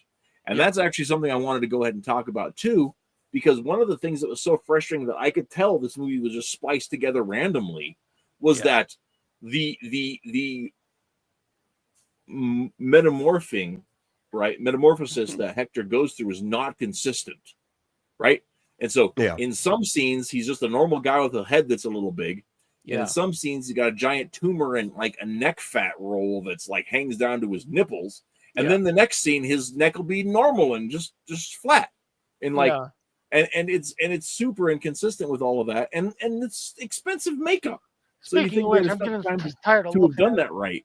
But in addition to him looking, I wouldn't think you would need to make Hector look grosser and grosser. I mean, I guess it's a movie, so sure, fine, whatever. But the fact that they didn't even have the attention to detail to make sure that the makeup was consistent. Well, I think the idea was that he's changing and metamorphosing along, and Right. yeah, he finally, when he emerges in the chair, it's like kind of the final form, or it's the beginning of his final form, and then he gets eaten anyway. So Right. he never really has a moment because they stole the movie from him when this big entity shows up Oh, and yeah. just kills him. But part Yeah. of what I was saying is that the level of deformity, it's not like it's progressive. Right. It'll go Right. from being There are weird. gross to bounce less around. gross to grosser than Yeah. you're almost Mark 1 level of Hector. We don't even know if the one scene came before the other one in the original. It's Right. so chopped up. Right, and But- that's part of why I think there's evidence of it just being chopped up is that there are these. Yeah. Can I mention something that came to me as I'm watching this last night? At the party, Hal approaches Carol, who is looking awesome. She's wearing a fantastic dress. And he walks up behind her and he says, that really does look gorgeous. And she says, yeah, my because she's looking at the plane and she's like, yeah, my dad used to get in that and fly around all the time. He would get in that, he would travel around, whatever it was, it worked really well. And he says, I was actually referring to that dress. She should have said, I was too. It's a hand-me-down. It's like this movie needs some wit. It needs some intelligence, because you pointed out very well that nobody talks like this. The water, there's water from the tap. Nobody talks like that. This needed a lot of work there's so much exposition. Every line is driving exposition, and there's nothing fun or humanizing. There's just a lot of except when they want to humanize him, and the entire speech is about humanizing him, like when he's explaining how he loves flying to his nephew, a scene that goes on way too long and is not necessary. Right. And one of the things about that scene that I got to take some time to point out, yeah, right? He brings his nephew a new airplane. It's a starfighter. Yeah. Right? Yeah. Just, 1950s pulse jet rocket. And there was a movie that the United States Air Force paid to have made about the starfighter. Mm-hmm. And this is almost a sequel to that movie. It's almost that bad. Bob Dornan was in that movie. So a senator was in that concerning- movie too. Bob Dornan, before he was a senator, and there's a senator in this movie. So talking about you saying it needed wit, that's the funny thing about it, is that Ryan Reynolds is clearly trying to be the witty, funny guy, right? Yeah. And this movie was the moment that I realized something that thankfully is no longer the case. He's been getting a lot better.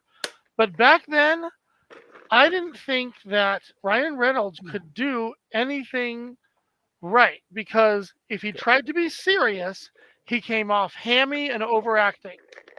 If he tried to be funny, he had the voice for it, but he didn't seem to be able to know what to do with his face. He came off wooden, and then it's just awkward, right? And it wasn't until he did Deadpool that I realized, there you go. That's why that works, is because you don't have to look at his face. No, I don't So know. he can Like I just said, say a line, you hear his voice, it works, right? I thought Just Friends is great, and that came out in 2005. Yeah. Well, I think like I said, it has been there's getting better in general. He figured out how to do action movies since then. But at Yeah. the time of this movie, just especially when he got serious, my gosh, those scenes were unbearable to try to listen to him stand there and stare at them and say, Yeah. I have to defend Earth, or whatever he's saying. Like, Yeah, the Martin Campbell's choice was Bradley Cooper, and this was forced on him, and so he did not get along at all. So with Ryan Reynolds, he did not Makes want sense, yeah. Ryan Reynolds. He wanted Bradley Cooper, and so this was kind of, they did not get along, and yeah, so this is kind of doomed in so many ways and from the that's casting actually- onward. And that's actually one of the interesting things too. Is we're I could see talking Cooper as about Hal. about what? He could Oh, see I was saying Cooper I could as see Hal. Cooper as Hal. Yeah, Yeah. absolutely. I think that would have worked. Absolutely. Yeah. He's got that swagger. Well, You like know? you said, Nathan Um, Fillion, people. Nathan Fillion should have gotten it. Yeah, absolutely. Yeah, He it would have wasn't been- even wasn't even up for it though. From everything I saw in the IMDb review that I went through yesterday, of all the names that were mentioned, he was never in there. He was never one of the people who auditioned and was considered. So, But one yeah, of the things wasn't going to happen. One of the things that I was stunned to learn about this picture was that this is where, because I did not recognize Blake Lively for Yeah. whatever reason. I just didn't look like Blake Lively at Yeah. first. And this is where she and Ryan Reynolds met. Yeah, it's the only good thing to come out of this movie is a marriage that has lasted until now, and they have 4 kids. Yeah, and they actually, and that's the one thing in some of the scenes you can definitely tell that they have a personal chemistry Yeah, with it. It doesn't make me hate this movie any less. But like you said, they're yeah, they they're seem not to be happy and they've got their kids, and that's I think pretty she's a good Carol, but there's not much Carol in this movie. good. Yep. Yeah. I would agree to that. Mm-hmm. Hello, Abigail. So, Sorry, I'm petting my Carol, dog. is I'm not she- doing anything obscene. I'm just petting my dog. He's Oh, right in front of me.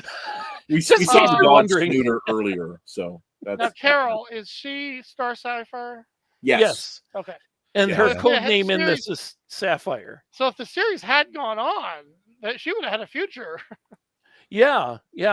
And that was planned because they were going to do the Star Sapphires and all the other colored lanterns. Right. That was, because again, it's Jeff Johns' version of the Green Lantern and not Well, and all the and wonderful Green of Lanterns. all of the colored lanterns, the silly Mhm. colored lanterns, at least Star Sapphire has some place like within the lore, the traditional Green Lantern lore. Yes. Yeah. At least that is a thing before all this happened. Yeah. All that silliness. Yeah, I have to say though, the problem I've always had with willpower, obviously it's not an emotion, but the problem is that willpower is not what powers the lantern. It explains that you can take this ring and you can make anything happen by exercising your will. In other words, you operate it by thinking. That's all it meant. And it didn't mean Focus and creativity. that if your will is weak, that you won't be able to, it's like, because it's not like, you use your ring and you will something to appear, and a Sinestro Corps uses it and they fear something to appear.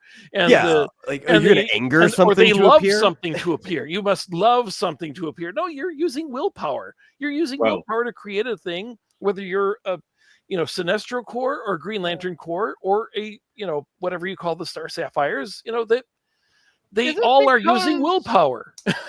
Okay, was Jeff Johns basically just trying to turn the whole thing into a magical girl anime? Is that it? I think so. Well, I wish that he would take these things that were just created, the entities at the center of that was just an excuse. It was just an excuse for why Hal went bad. And so you don't need to have that in this new movie. You could drop all that. And all you need is he's a spaceman. He's a member of the Space Patrol. He's got a magic ring, and leave it at that. And when it starts getting into that, it's the willpower of every being in the universe drives this. I hate it. It's like, this is not the classic lore. This is Jeff They Johns. could go further. They could have the entire I could do world this. give their will to Green Lantern to help him save the world. Yeah. Yeah, I do believe in Green Lantern. I do believe in Green Lantern. Come on, everybody. Clap your hands. I do believe in Green Lantern. Oh, he's coming back to life. Oh my gosh. Magical Green Lantern, though, would have been better than what Jeff Johns did. I could actually see a really fun thing you could do with something like that. You could turn each ring into the familiar. Like, it talks at you and stuff like that from the contract. And maybe even, like, each one has a projection that is based off of the personality of the person who gets the ring. And it kind of just, like, even nags you sometimes to do that. Like, you could come up with a so much more fun series than what Jeff Johns actually did with Green Lantern. I can visually see, like, Reese is dying inside right now. No, Oh, so- that Green Lantern animated series where all these Green Lanterns are hanging around in the ship, that really did one of the things that made me realize is that yes, Green Lanterns can survive in space, but you don't get to go to the bathroom or eat or relax or take a nap. You're Right. just willing yourself to travel the whole time. Of course you would want a ship. Regardless of the fact that you can Oh, survive yeah. in space, it would make sense that they would have ships. So the whole thing about why did Evan Spur have a ship? It's so baffling. It's like it's not. You didn't have to have some radical reason for it. It just makes sense that they would want a ship for other stuff. Maybe that's where you imprison a guy, while you're traveling. There's all kinds Even of if the reasons ship you'd is want just a ship. like an HQ that you leave in this kind of Yeah. sector that you're in right now, it's like, yeah, the planet I need to, I can fly and back, but like the next planet we're going to might be many more light years away, so we'll move the ship before we go to that one. Yeah. So Hey, can Abigail, Oh, go ahead. Abigail said you on a ship. Where would you go to the bathroom? You just will yourself to hold it. They actually do. The ring supposedly powers you don't need food and you don't need to go to the bathroom because there was a thing where was it Guy Gardner was put on punishment duty where he's in the ring of Green Lanterns who are just holding Superboy at the center of a red sun. And You are by the way, like- you don't need to. It's a red sun. If he's in the center of the Yeah. red sun, he has no strength. You just leave him there. You don't need everybody holding rings. But supposedly for 28 days, he would be there and the ring will just sustain you and you don't need to do anything. Well, you probably did need need it for to hear that. maybe the first month or so until he actually burns out of his stored power for the red sun, but Yeah. yeah. So can I Just- share the if you don't mind, I mean, we've been talking about Yeah, the story. Can go I for it. share the graphics that I have? Yes, please. Is Yes, there yes, a way? yes. Is there these are all widescreen? Is there a way to put our 4 pictures at the top, or is it the only choice is to put it Well, at we the side? can do this. You can Okay, have us at the bottom and we could take away the comment and then okay. there's I more haven't over chosen to here, too. present yet, so give me a second here. Let's see. Do I slides and PDFs? Do I just do that, or Or no, if you just a share screen, okay? Share and it should screen. give the option of sharing a window. Okay, once sorry. you Here click we yes. go. Yes, Green Lantern. There we go. Okay, I've got new tab, Green Lantern, Breath of the Wild quote. No. Window. Here we go. I'm sorry. I should have had this ready to go. That's right. This is it. This is it. Here, share this. Okay. Now we're at the side. So if this is it's okay. I mean, this is okay, right? Yeah. Oh, there we go. That's even better. Okay. So this is the first one that I have. And you see what I mean about the ugliness of this. And also all the CGI where, everything is CGI to the point that is there even a Tomar Ray walking around? Because I don't think the actor actually wore a suit. I think he just voiced. the Yeah. character. That was another big problem I had, where it's like I get the aliens and making them pretty much CGI because like that's just what they were going to do anyway. But at Yeah. least Hal's suit should have been mostly practical. Like it'd be cool if you were explaining since the ring makes the suit, it would kind of match the person who made it. So it would look like a Green Lantern suit, but maybe you could have went into that sort of tactical section where you made it look like a flight suit a little Yeah. bit, right? Wh- Like that would have been better. Yeah.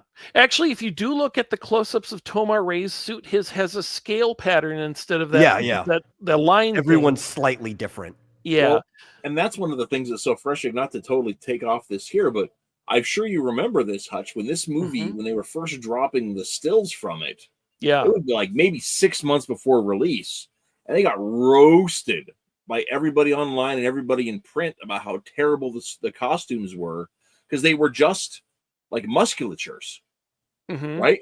It didn't have the it was all green and it was just the lines and things, and they went back in post and colored Hal's suit different, so it looked more like Hal's suit because they got. Okay. Because I don't even remember what was. Did it have all the glowing? Yeah, Or was yeah, it it was okay? just green and glowing. It didn't have Because it's the hideous contour glowing. shapes. Yeah.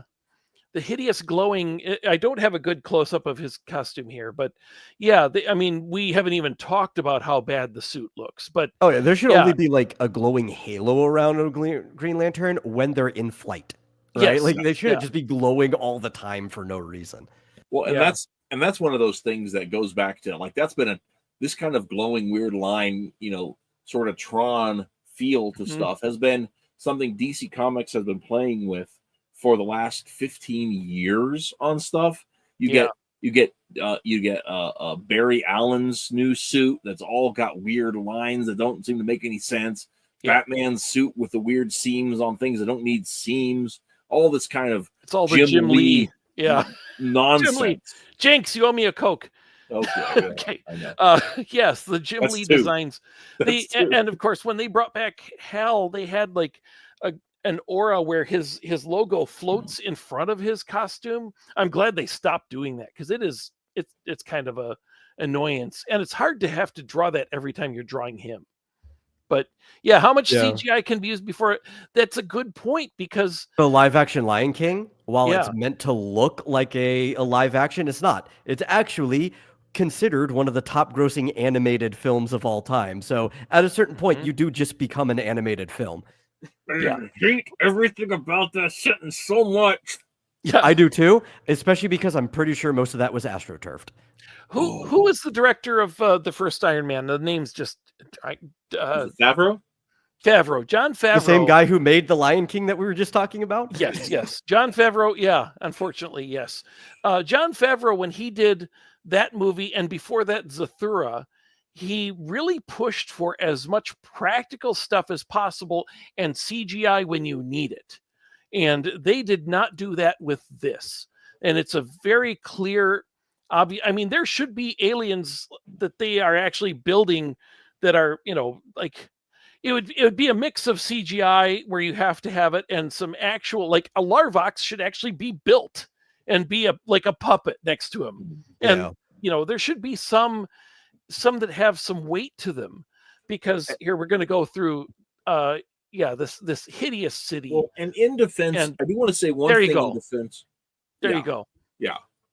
I do want to say one thing in defense of CG Hmm. things. Sky Captain, the World of Tomorrow, right? Yeah, It love it. was mostly CG. It was all CG. Or- Yeah, except for They the had actors. Yeah. they had the actors, and they had occasionally like the helm of a ship or things like that were built into it. The things Yeah. that actors would directly interact with, right? Yeah. But that was done for budget reasons, but also the designs were things that didn't make they don't work for the real life, right? They Yeah. were designing robots that don't work like robots actually work, and so it was a 1950s fantasy robot movie, Hmm. and in that way, and it was all part of the bit, and it was part of the thing, and it sold it. It wasn't supposed to look real; it was supposed to look hyper real.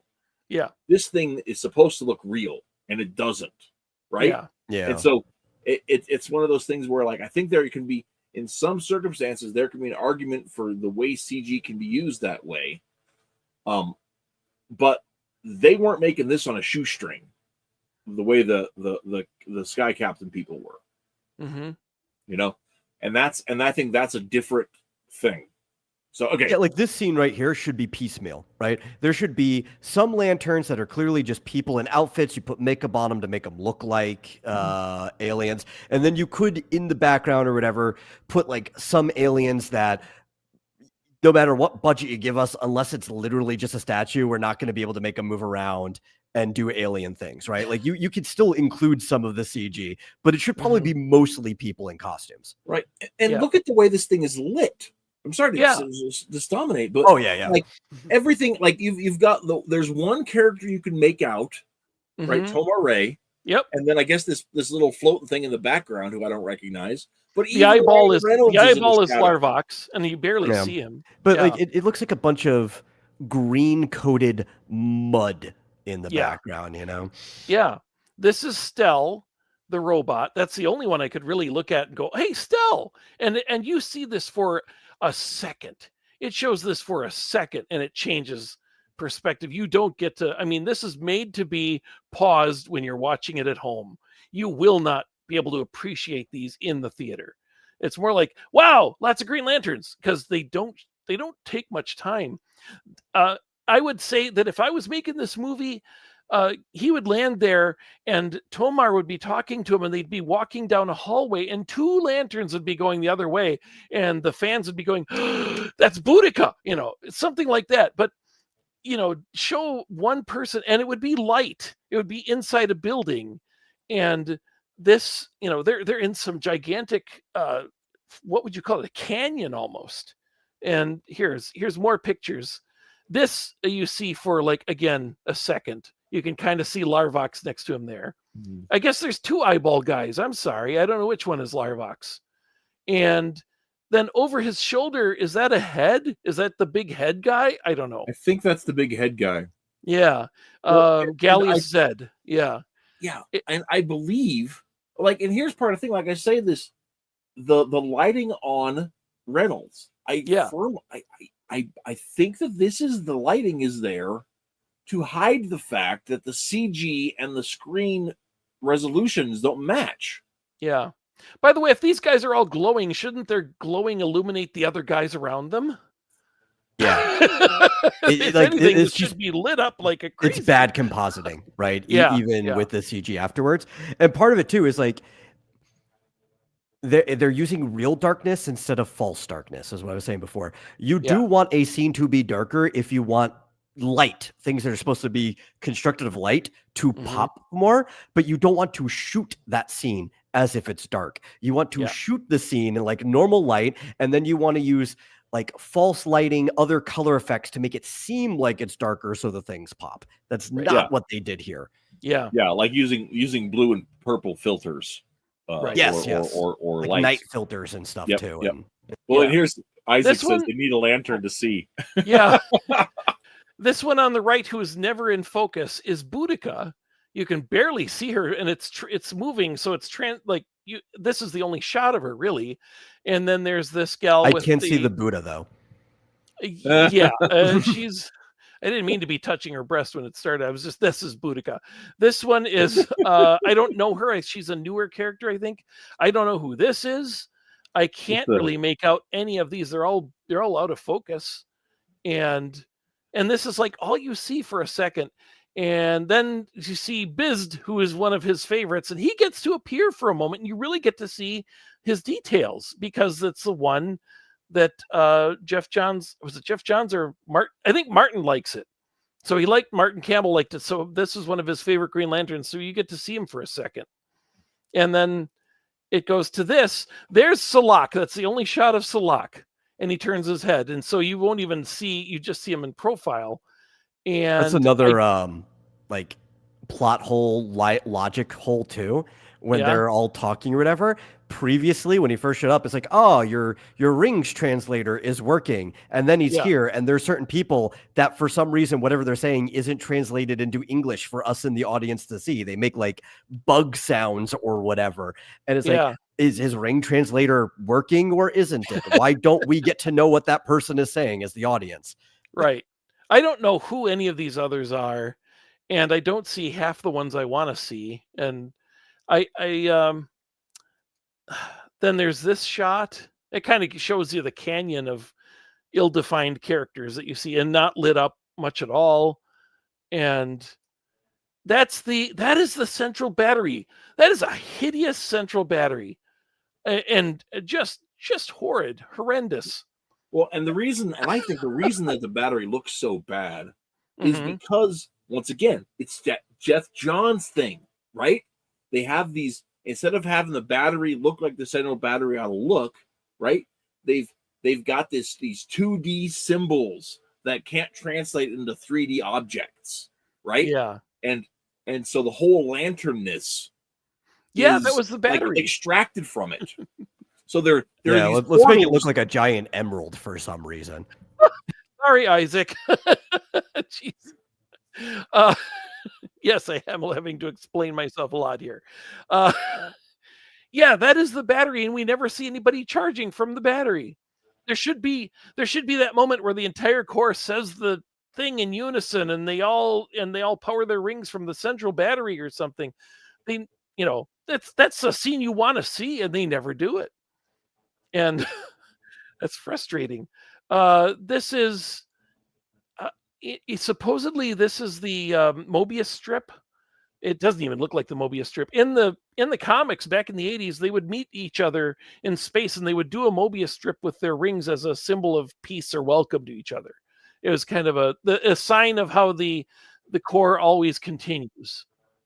But this thing's just a mess, just showing off. Yeah, it's just a slinky who's seen better days. Yeah. And then here you talk about the 10 best lanterns go off to fight along with that obviously that is Sinestro at the front. He says, I'll take the 10 best lanterns and go off and fight this guy. You never see who these guys are. This is about as good as the shots get. I mean, they're just blurry. Okay, there's the best look at all these characters. And I have no idea who any of them are. They all get sacrificed. Of course, you don't see any of them in close-up as they die. Best lanterns, all of them are jobbers. Yeah. I have no idea who these guys are. But this is symptomatic of the whole movie. You never get a good look at these. You should have like close-ups and except if you're doing this sort of suicide mission in the middle of this movie, I don't even remember this scene. I'm not sure this was in the theatrical. This took like 30 seconds, and it wasn't in the theatrical. I don't remember it being there, but I might be wrong. I remember seeing at least part of that in the theaters. Okay. It's just hard to remember how much of it was in the theaters because the last thing I saw was the extended cut. Yeah. Okay. Yeah. They fly up. They like throw a mesh net over Parallax, and then he sucks their yellow skeletons out of all of them, and it's like because they all have fear. I guess I don't know what that's supposed to. He's fear. They're supposed to be fearless. I don't really get this. Yeah, the thing is as big as Texas. He had a gathering of all of them before this. Why are they only going with 10? But this is concurrent with the time that the Guardians are saying they don't even want to admit that Parallax is there. And again, we know nothing about this threat. It has nothing to do with us. Go away. Yeah. See, and like I said, I don't remember this plot point. Maybe I was feeding an animal, or if I was asleep. I don't know.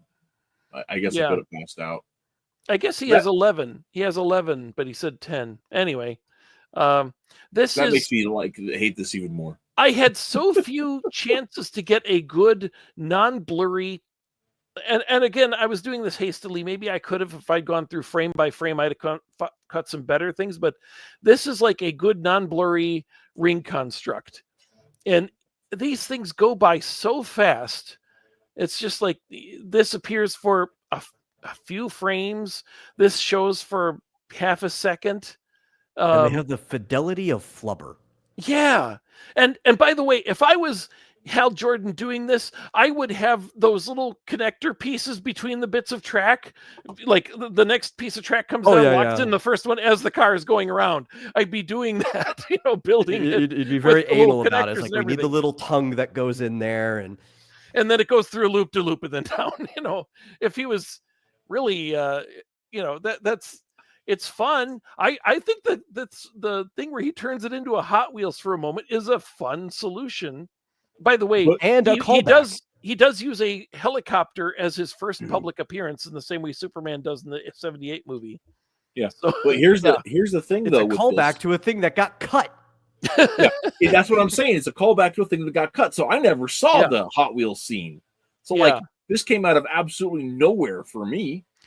Did he as he was leaving his nephew's room, he also grabs a Hot Wheels thing and just kind of bats at it, and I guess that's maybe the only thing. But even that makes the only thing that's in the movie about as much sense with that earlier scene cut from the theatrical release. Yeah, and we've talked about how Hal being the all-American guy, he tends to choose boxing gloves and mitts, like baseball mitts. He uses that a lot. It's just what comes naturally to him. He tends to come up with a lot of boy Americana stuff that he conjures up. And so a Hot Wheels thing is a good tie-in with that. Yeah, and but he Or also like comes up later with when you have guns. the Gatling gun when he's Yeah. fighting Parallax, that also feels very American. Like, Yes. I'm defending Pearl Harbor right now, you know? Yeah. Yeah. But they also have a scene where he starts sword fighting. It's like, does he know sword fighting? Just because you can conjure up a sword, do you know how to sword fight? Why would he Yeah, know how to sword that fight? was one of the And most even- ridiculous things I'd seen in this And entire like the sword he picture. picked too, right? It Yeah. was like maybe a little piratey. I can maybe see like a It's kid his picking that. It's his dad's sword from his jacket. Oh yeah, that's right. Yeah, that's That makes why okay. I didn't even I think, did not I didn't put even those look at things it. together at the time. Yeah. I'm like, wouldn't it have made more sense if he just picked like a big sword with like a cross guard or something, since he was like doing those heavy swings anyway? Yeah. Nothing more American than the super soaker full of gasoline. That's true. By the yeah. way, you always have to have a tanker truck blow up. At least this one doesn't have somebody in it. I am so tired of seeing tankers being used to generate the explosion for your movie. They Yeah. did that in Batman. Batman kills somebody in a tanker just trying to capture Penguin in that Batman movie, the recent one. It also shows how bad his training was. Like, why would if you knew anything, Yeah. right? You would think that me doing natural explosions from like a gas-filled truck would do more damage to Parallax than me actually just hitting it with the power of the ring, right? Right. And that is something that people have always argued is, why is he building a gun to fire things when he could just fire blasts from the ring? Yeah. You know? Now, if you a Gatling gun that was firing blasts from the ring even faster, that could make sense. Like if they were just shooting out green shots, but Yeah. But that's something people have always debated is, why? Because you remember the Justice League cartoon, John didn't do much constructs. It was like he just like pow pow pow right out of his ring. Shields and a ray, and that's it. He really never created anything on the show. There's the Gatling gun, which he uses to shoot the tanker truck to set it Instead on of just fire. shooting him. Yeah, he could just blast the thing with his ring, but he's building a whole gun just to shoot the truck. And it's just, It is fun though. That's the fun. other thing. It is kind of Green Lantern. I feel like you do have to turn your brain off a little bit when it comes to the constructs. Yeah. And it does need to be, this is a character where rule of cool takes over. Yeah. Here's Parallax up close. And then I tried to get a shot of the fist. Again, there's not. Okay, there. That's the best shot of the fist. It's there for a second. And you really don't get much time to appreciate, that. But I really love the giant flip the birds in the new Superman movie. That's what Guy Gardner does. He goes to a whole army and gigantic flipping birds come up out of the ground. Just middle fingers, just big fists with middle fingers coming up out of the ground. They don't look as bad as the fists there, this just has, it's too much. It's like there's flames all around it and glowing, and it's just make a construct, It's I actually kind of wish that the Guardian, like one of the Guardians, would just go over and whisper to Hal and be like, "Actually, our rings are powered by coolness. The cooler your construct, the more powerful it is. We just don't like to let that slip out to everybody." There could be something about that, like you need to make constructs because Because the cooler it is, the better you feel about the construct. So there's more will behind it. Yeah. I really did like, I had a hard time getting used to Kyle Rayner because I didn't like the way he was brought about, but I forgave in time, and I appreciated the fact that he would never make the same construct twice. He doesn't do endless, boxing gloves and endless catcher's mitts. He always comes up with something new. It's like he'll generate a whole pirate ship and then he'll never do a pirate ship again. He won't just like reuse a jet fighter again to slap Zod in the face. Right. This is the last of the shots that I have, by the way. It's just another group shot, and you can kind of see they're there in little character things. Now, at the end of the movie, Sinestro goes to it. It has a cutaway scene of him going and pulling out the yellow ring and putting it on. And I remember in the theater, my wife said, "Why would he do that?" Because she has no idea that he is a villain, that he is the villain Sinestro And who uses a contextually, it yellow doesn't ring. make sense, right? It doesn't. It doesn't make sense in the context of what she has seen of this movie. Or even Makes in no the, sense that he does that. Well, and that's one of the frustrating things is like there's this whole scene where they go to the Yellow Lantern and they're going to craft a yellow ring so they can fight fear with fear. Yeah. It's like, why would that work? Yeah. Yeah. I don't understand why that would work. And even if it did, it's like they set it up, but the follow through drops because it was to do that. But then the thing gets defeated. So it's like, oh, well, Will was the answer all along. So why do we need to continue to use this ring? It doesn't like.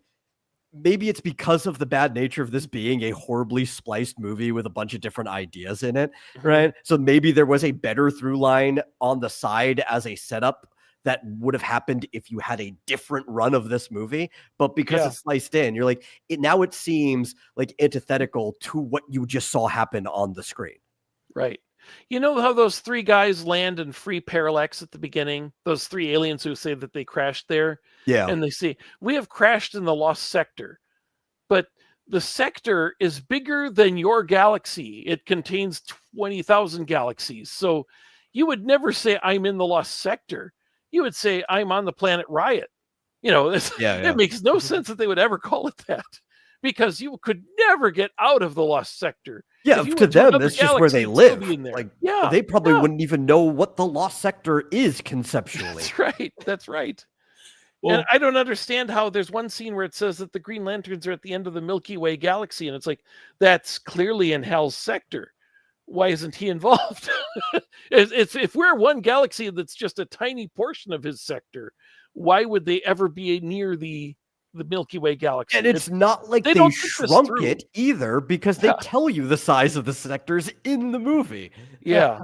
It's too much. They didn't need to do that ridiculous thing with sectors being, tons of 20 galaxies, 20,000 galaxies, 18,000, whatever it is. It's just too much. It makes no sense. Yeah. It was, it's crazy. It's a bad movie. So, a little game to wrap things out with, because I think we've hit most everything. But which is a better Green Lantern movie? Green Lantern or Puma Man? Never heard of the other one. Puma Man. I've never seen Puma Man, so I can't say. You are the Puma Man. You are the Puma Man. I've seen the Mystery Science Theater version, obviously, but that's all I've seen. Yeah, the Puma Man is very similar to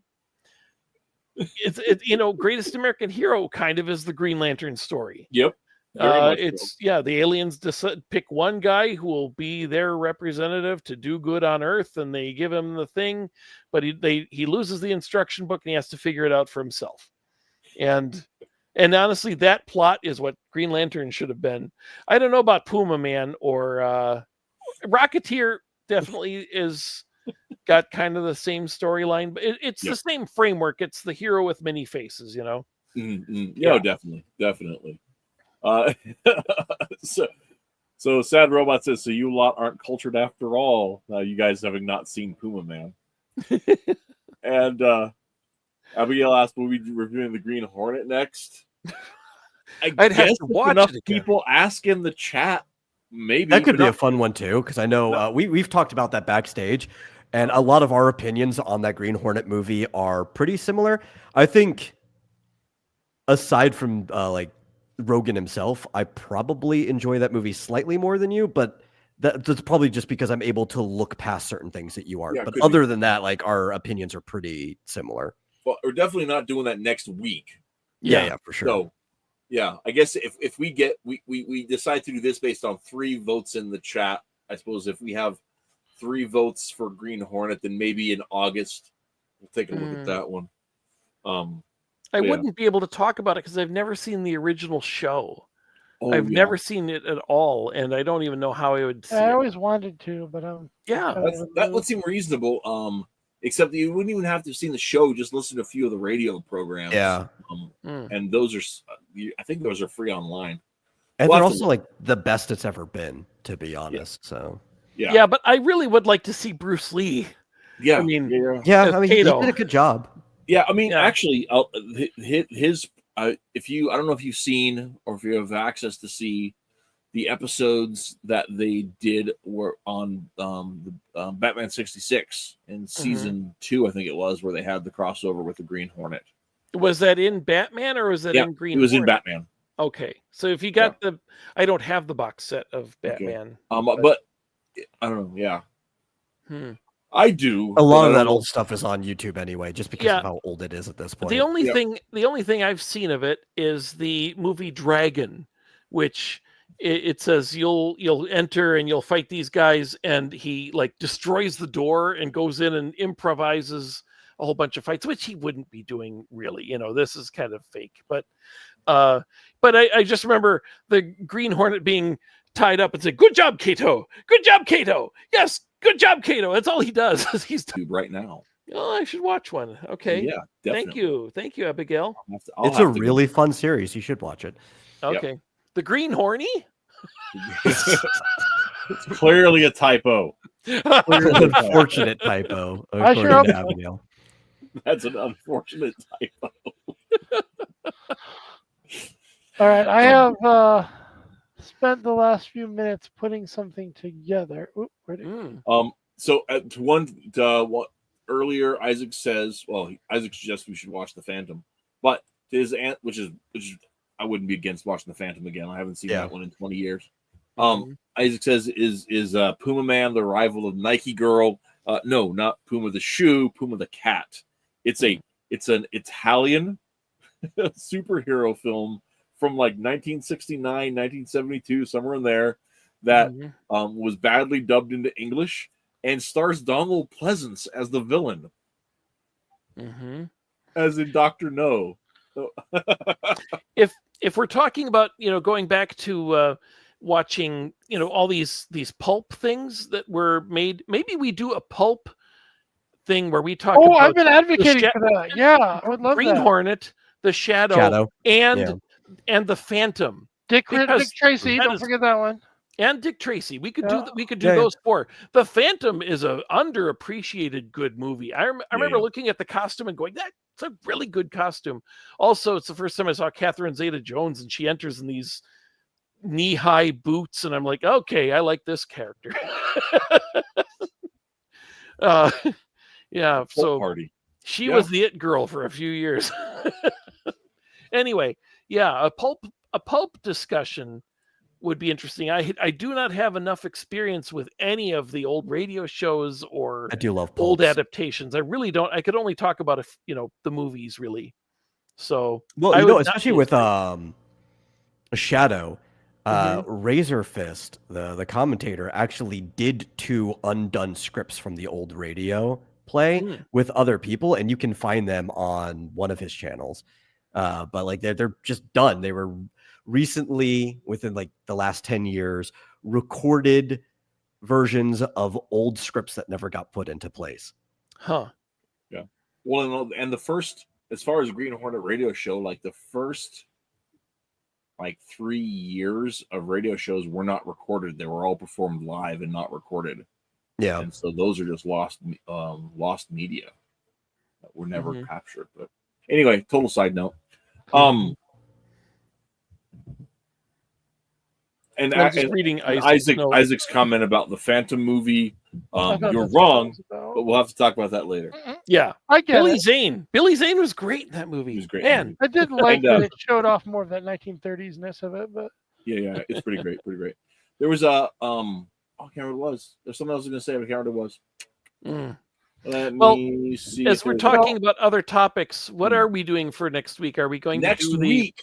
Is Batman the Long Halloween? Yes, that's what I wanted. That is what's up next week. So somebody has got to go read 12 comics. Me too. I haven't even started yet. Yeah, I was reading other stuff this last weekend. I read some Scooby-Doo. It was fun. I love Scooby-Doo. It's great stuff. Oddly enough, I was thinking about Scooby-Doo all day today. Well, there you go. I really was. We should talk about Scooby-Doo. Well, Scooby-Doo comics, huh? But yeah, that's the show for next week. And if the Before game we is go, down, I would like to put something up. I've been oh, working that's on right. a You had little your thing. That was the thing I was trying to visual remember. Yeah, That's the thing I was trying to this isn't remember. great, but I'm trying to illustrate, how lighting can change something here. Yeah.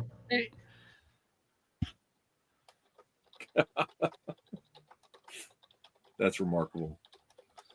It's horrifying, but remarkable. There we go. Yeah, it's I wish. Oh man, it reminds me of what Kevin Smith said of his abortive Superman script, that they could have built something with paper mache made out of $100 bills and wasted less money. Right. Yeah. I forget the dude who wanted the what giant said it spider, and then he brought the same thing into Wild Wild West afterwards. That is the most hilarious part. Yeah. But yeah, this movie, it's like they spent so much money on it, and they did do so much character building and design, and it's like it seems like such a waste. Yeah. And clearly, somewhere along the way, in the earlier parts, with whoever was starting to write it, there was somebody who knew about Green Lantern, because there's a lot of actual references and stuff. It just got butchered to all hell. Yeah. It's the kind of movie that, I mean, in honesty, like looking at it again when talking to with you guys, it's almost the kind of thing where I wonder if it would be worth it if somebody were to take that cut of the extended version and just chop it down and cut like 30 minutes of fluff out of it, and make a really decent, hour-long TV pilot length. I know you're wanting to end the show. But this is something I have been thinking about for a long time now. Movie studios have these movies like this one, movies like Star Trek: The Motion Picture, which has had numerous edits, and if anything, they put in more stuff, and it's like, it's too long, it's slow, it's and you have fan cuts of The Hobbit, which take out all the stuff that was added, and it's like, this is a good movie when it's edited down right. The Jar Jar less version of Phantom Menace and that kind of thing. Right. I wonder, what if a movie studio actually just decided to do, what do you call, open source? Just open sourced a movie that they spent hundreds of millions of dollars on, and said, here, any editors, you have to pay a fee. You come in and you have access. Here's all the clips. Here's all the cuts. Here's all the footage. Here's all the special effects. Here's all the audio tracks. Here's all the music. Here's all the stuff that you have access to. What movie can you make out of this? Could you make a good Green Lantern movie out of all the resources that we have here? I would love to see, just pick one movie that's a disaster that they lost all their money on, and just open source it and say, can anybody make a good movie out of this? And the thing is, these companies want to pretend that they can't do anything wrong, and they'd rather sweep it under the rug. And you would be admittedly, saying this director and this editor screwed up, and they'll never do that. Despite sorry, despite how everybody in the world knows it's an embarrassment and a disappointment and all that. Yeah, the studio can't come out and say, can you do a better job than this editor because he was bad? And yet, who did admit exactly that? Who? Ryan Reynolds. When Deadpool 2 went back in time and took out the original Deadpool. Yeah, that's true. Right? That's true. They did do that. Yes, they did. They did go back and just chastise and one of their earlier movies from their own lineup. Yeah, it's true. Well, he made fun of the Green Lantern in the first Deadpool, where he said, "Don't make the suit green or animated." Yeah, and in the second one where he shot himself through the head just to make sure it didn't happen. Yeah.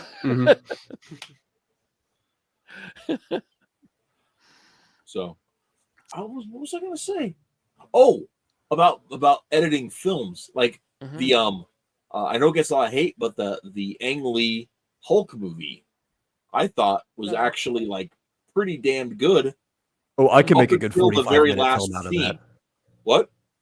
I can make a good 45-minute re-edit of the Ang Lee Hulk movie. I think you could probably make it an hour and 10. All that final fight scene with his dad, you just cut that out. Yeah.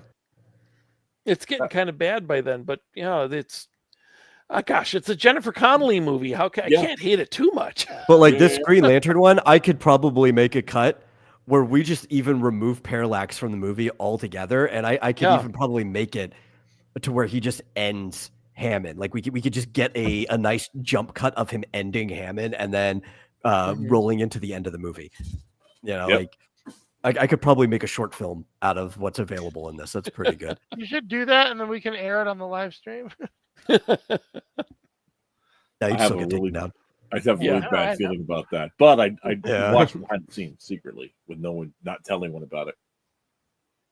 Anyhow, that's the show, guys. A little long today, but that's okay. Like I said, next week, Batman Long Halloween, and I think I know we're doing the week after, maybe if I can get people riled up about it. We'll see. But until next time, get out there and read some comics. Go check out some good Green Lantern stuff. Don't be bogged down by this Ryan Reynolds schlock. Anyway, you guys have a good one. Bye. Bye. Yeah. It was a good